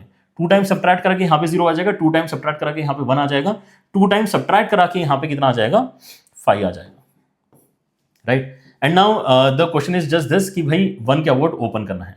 1 के अबाउट ओपन करोगे तो कितना आ जाएगा आपका 15, यहाँ पर वैल्यू बन रहा है as the value of determinant of a plus I, ठीक है ना। तो उसको यहाँ पे यूज करते हैं तो कितना बन रहा है ये हो जाएगा आपका 2�6 के साथ में 15 की पावर में 2, 15 की पावर में 2 मतलब क्या हो जाएगा, 3 और 5 आप अलग अलग कर सकते हो। So this is basically 2�6, 3�2 and then 5�2, ठीक है बेटा।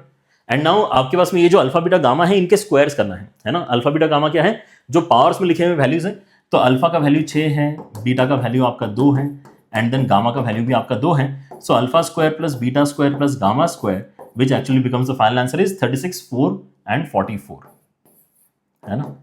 44 इस क्वेश्चन में फाइनल आंसर आपका बनता है, right.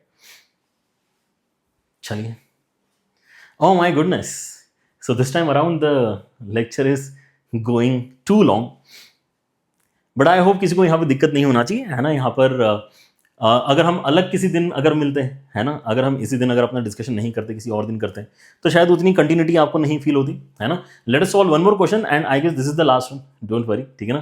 This is the last one, लेकिन this again has some different feel to it, that's why I want to discuss it at this point. आपको ए दिया हुआ है ना, आपको बी भी यहाँ पे दिया हुआ है ना। बी तो एक्चुअली क्या दिया हुआ है, इस मैट्रिक्स के अंदर आपको एडजॉइंट ऑफ ए जोड़ना है, वो आपका बी है। फिर बी का डिटर्मिनेंट दिया हुआ है और आगे चल के आपको ये चीज कैलकुलेट करनी है, determinant of adjoint of A. So determinant of adjoint of A अगर आपको निकालना है तो ऐसा कोई मतलब बहुत डिफिकल्ट काम तो नहीं बोल दिया इन्होंने, ठीक है ना। ये तो अभी हम बहुत बार कर चुके हैं आज के लेक्चर में, ठीक है ना। डिटर्मिनेंट निकालना है एडजॉइंट ऑफ ए का, तो ये क्या डिमांड कर रहा है, ये ए के डिटर्मिनेंट की पावर में n-1 डिमांड कर रहा है बस। और n-1 भी क्यों लिखूं मैं, है ना, जब मुझे n का वैल्यू पता है तो यहां पे 2 ही लिख लेते हैं। डिटर्मिनेंट ए का square is what we want to calculate, okay. तो यहां से हमारा फाइनल आंसर आने वाला है डिटर्मिनेंट ए का स्क्वायर करके। डिटर्मिनेंट ए कहां से आएगा, यहां से आएगा, उसको भी हम कैलकुलेट कर सकते हैं, तो क्या दिक्कत है, कर लेते हैं कैलकुलेट, ठीक है ना। डिटर्मिनेंट ए का वैल्यू कितना है, सो डिटर्मिनेंट ए का वैल्यू कैलकुलेट करने के लिए हम क्या कर सकते हैं, अल्फा के साथ में कितना जा रहा है मल्टीप्लिकेशन में, अल्फा के साथ में 15 जा रहा है मल्टीप्लिकेशन में, एंड देन कॉलम 1 के अबाउट ओपन करता हूं अगर, तो -2 के साथ में कितना जा रहा है मल्टीप्लिकेशन में, यहां पे आ जाएगा आपका 5 - 8 मतलब -3, ऑलराइट। सो ये हो जाएगा आपका 15 अल्फा प्लस 6 के बराबर, 15 अल्फा प्लस 6 के बराबर यहां पर आपका वैल्यू बनता है। तो बढ़िया है ना। आपको बस अल्फा ही नहीं पता, इसका मतलब 15 अल्फा प्लस 6 जो भी क्वांटिटी आएगा उसका स्क्वायर करके आपका फाइनल आंसर ही आने वाला है यहाँ पे। So I am going to write the answer finally over here, right? Okay, तो प्रॉब्लम हमें यहां पे क्लियर हो चुका है कि यार हमें क्या नहीं पता, हमें अल्फा नहीं पता। अब अल्फा कहां से आएगा? अल्फा ऑब्वियसली फिर ये जो बी के साथ में आपका कुछ कंडीशन देके रखा है वहां से कुछ ना कुछ अल्फा निकालना पड़ेगा, क्योंकि हमने इधर भी सॉल्व कर लिया, इधर भी सॉल्व कर लिया, बीच वाले अभी हमने यहां पे छोड़ के रखा है। सो इस पॉइंट पे अगर आप देखोगे तो दिक्कत क्या है कि आपको एडजॉइंट ऑफ ए कैलकुलेट करना पड़ेगा, जो हमने लेक्चर के एकदम बिगिनिंग में एक एग्जांपल के साथ में देखा था। आपको एक एक करके लिटरली एडजॉइंट ऑफ ए इस क्वेश्चन में कैलकुलेट करवाया जा रहा है। एंड डोंट एक्सपेक्ट कि सर ऐसे क्वेश्चन थोड़ी आते जेईई मेन के अंदर, ये जेईई मेन का ही सवाल है, ठीक है ना? ये जेईई मेन में आया हुआ सवाल है। आपकी कैलकुलेशन स्पीड इतनी होना चाहिए कि आप इस तरह के क्वेश्चंस एग्जाम में टाइमली मैनर में कर पाए, ठीक है ना? अदरवाइज यस, छोड़ना है ऐसे क्वेश्चन एग्जाम में, ये आप बोलोगे तो ठीक है, बट देन ऐसे तो बहुत सारे सवाल आपके छूट जाएंगे, राइट? बेटर ये है जानना कि जेईई मेन थोड़ा सा एक्सपेक्ट करता है कि आप थोड़ी स्पीडली क्वेश्चंस को सॉल्व करें, तो आपके इसमें जितना भी समय है आप उसके अंदर इस तरफ अपने एफर्ट्स डालो कि आपकी कैपेबिलिटी यहाँ पे फास्ट सॉल्विंग की बन रही है, नहीं बन रही है, ठीक है? चलिए, सो हमारे यहाँ पे जो आइडिया है that is to calculate actually adjoint of A. So adjoint of A कैसे कैलकुलेट किया जाता है? एडजॉइंट ऑफ ए किसी चीज का ट्रांसपोज होता है। किस चीज का ट्रांसपोज होता है? कोफैक्टर मैट्रिक्स का ट्रांसपोज होता है, ठीक है? और कोफैक्टर मैट्रिक्स जो आप यहां पर बनाने वाले हैं, ठीक है, कोफैक्टर मैट्रिक्स जो आप यहां पे बनाने वाले हैं, उसका जो साइन कन्वेंशन है वो पहले से ही मार्क करके रख लेते हैं, वो अच्छा लग रहा था हमें काम, ठीक है ना? प्लस माइनस प्लस वाला काम, ठीक है ना?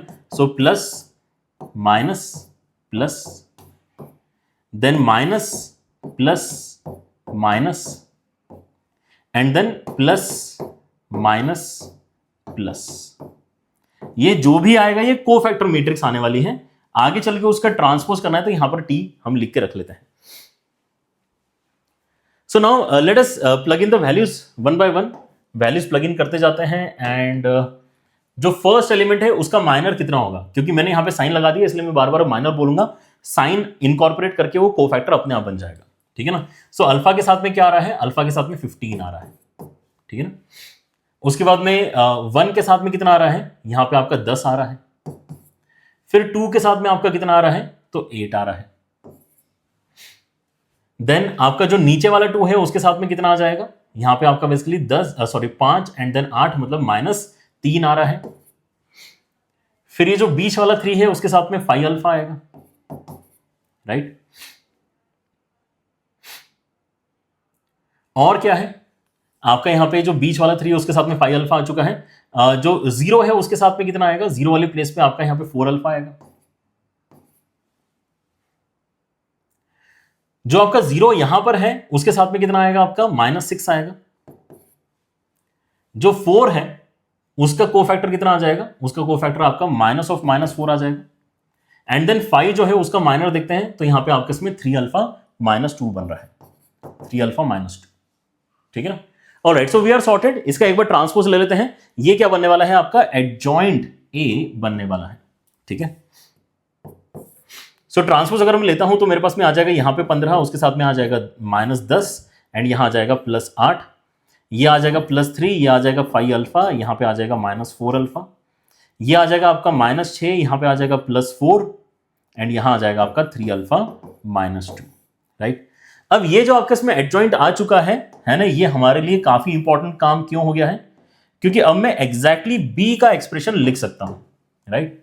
देयरफॉर बी मैट्रिक्स क्या होगा, राइट? आप यहां से मैट्रिक्स को उठाओ, यहां से मैट्रिक्स को उठाओ और दोनों को ऐड करना स्टार्ट करो, ठीक है ना? तो आप यहां पे नोटिस करो कि आपके इसमें यहां पे जो बाहर वाले एंटिटीज है ना, उसके अंदर तो एडिशन काफी सिंपल है। ये पहला वाला वैल्यू आपका 16 बन रहा है, बाकी इधर दोनों 0 ऐड होंगे, इधर दोनों 0 ऐड होंगे, तो ये जो भी वैल्यूज है उनको कॉपी कर लो, मतलब 3 और -6 एंड यहां पे आपका -10 और +8 आ रहा है, ठीक है ना? फिर यहां पे अगर आप देखते हैं जो बचे हुए 4 वैल्यूज हैं, -5 अल्फा, 5 अल्फा, -4 अल्फा, 4 अल्फा, ये दोनों आपके कटपिट के 0 हो जाएंगे। यहां पे आपको 4 मिल रहा है, यहां पर आपको 0 मिल रहा है, तो ये आपका 4 आ जाएगा, ठीक है ना? एंड देन इस पोजीशन पे आपका 3 अल्फा -2 बन रहा है, राइट? ये क्या है? आपका बी है। और बी अल्टीमेटली अगर आपके पास में आ चुका है तो हम क्या कहना चाहेंगे कि अब आपका यहां पर जो बेसिकली मैंने -3 का वर्ड ओपन किया ना, तो यहाँ पर मिस्टेक क्या कर दी मैंने, आप लोगों ने हालांकि पहले ही नोटिस कर लिया होगा। इन सभी टर्म्स का बेसिकली यूटिलाइजेशन होना चाहिए, ना कि ऊपर वाले टर्म्स का। हो जाता है कभी कभी, क्या करें। सो आपका यहाँ पर बेसिकली जो कॉलम 2 के अबाउट हम यहाँ पे ओपन कर रहे हैं, तो -3 के साथ में कितना जाएगा, यहाँ से आएगा बेसिकली इन दोनों का मल्टीप्लीकेशन, तो यहाँ पे आएगा आपका -10 अल्फा प्लस 20, है ना, -10 अल्फा प्लस 20, एंड देन उसके साथ में आ जाएगा आपका -32, राइट। कैंसिलेशन के बाद में यहाँ पर हम देखेंगे क्या क्या हमारे पास में बचना चाहिए। सो 22 है यहाँ पे, है ना, आफ्टर कैंसिलेशन, है ना, लिख लेते हैं लेकिन एक बार और, ये 66 है, यहाँ पे बेसिकली -3 के साथ में कैंसिलेशन होगा, एंड यहाँ पे -10 अल्फा के साथ में कितना आएगा आपका, -12 आ रहा है, ठीक है ना। Okay, hopefully this time we are going to get it right. तो आपका यहाँ पर 3 से कैंसिलेशन होगा, 3 से कैंसिलेशन के बाद में 22 बचेगा, माइनस साइन अंदर जाएगा, 22 becomes equal to 10 alpha and then plus 12, this gives us basically 10 alpha is equal to 10, मतलब alpha is equal to 1। Finally what we wanted, है ना, इनिशियली। सो आपके यहाँ पर अल्फा का वैल्यू अगर 1 आ गया है, तो हम ऑलरेडी अपना एक्सप्रेशन रेडी करके बैठे हैं। अब आपको यहाँ पर ज्यादा मेहनत नहीं करनी है, आपको उस अल्फा का वैल्यू 1 डाल के, अल्फा का वैल्यू यहाँ पे 1 डाल के अपना जो फाइनल आंसर है वो कैलकुलेट करना है, विच इज नथिंग बट 21 का स्क्वायर, और 21 का स्क्वायर मतलब कितना आ जाएगा, 441 इस क्वेश्चन में आपका फाइनल आंसर बनना चाहिए। ऑलराइट, चलिए बढ़िया है। So this actually wraps up the entire discussion. We have taken 2 hours to solve all the questions. So अगर आप यहाँ पे ओवरऑल पीडीएफ में देखते हैं, सो देयर वर 10 क्वेश्चंस, है ना, एंड उसके पहले हमने यहाँ पे थ्योरी भी यहाँ पे डिस्कस करी थी। सो ठीक है, हमने यहाँ पे 2 घंटे अपने लगाए हैं लाइव के, लेकिन अगर आपने इस वीडियो को अच्छे तरीके से अगर फॉलो कर लिया है, then I am pretty sure कि आपको और ज्यादा यहाँ पर जो है क्वेश्चंस करने की जरूरत नहीं है। आप यहाँ पे ऑलरेडी रेडी हैं, लेकिन एक स्पीड के लिए, एक कॉन्फिडेंस के लिए, है ना, थोड़े और क्वेश्चंस डेफिनेटली करो। कहाँ से कर सकते हो मैंने आपको ऐसे बता दिया है, आप जाओ यहाँ पे, ठीक है ना, आप कहाँ जाएंगे, मार्क्स ऐप के ऊपर जाके आप यहाँ पे जो बेसिकली अपने एडजॉइंट वाले क्वेश्चंस है ना, उन्हीं को यहाँ पर बेसिकली आप अटेम्प्ट करना स्टार्ट कर दो। देखो यहाँ पर मिलते ही जा रहे हैं आपके सवाल, बनते जा रहे हैं, ठीक है ना। All this questions can be done as practice, है ना, and make sure that you are using your pen and paper, है ना। केवल अपने वीडियोस को जब भी आप यहाँ पे अटेंड कर रहे हो, वीडियोस की तरह ना देखें, जितना आप कंटिन्यूअसली पेन चलाओगे, साथ साथ अगर यहाँ पे सॉल्व करने की कोशिश करोगे, उतना ही आपको बेनिफिट होने वाला है, ठीक है ना। और ये जो अभी मैंने यहाँ पे इतने अच्छे क्वेश्चंस आपको कराए हैं, अगर आपको इनका एक पीडीएफ चाहिए, सो टेलीग्राम चैनल का लिंक आपको यहाँ पर दिया हुआ है डिस्क्रिप्शन में, उसको आप ज्वाइन कर सकते हो। वहां पर आपके साथ में हम पीडीएफ भी शेयर कर रहे हैं, ठीक है। चलिए, so that's it for the day, see you guys next time, take care, bye bye.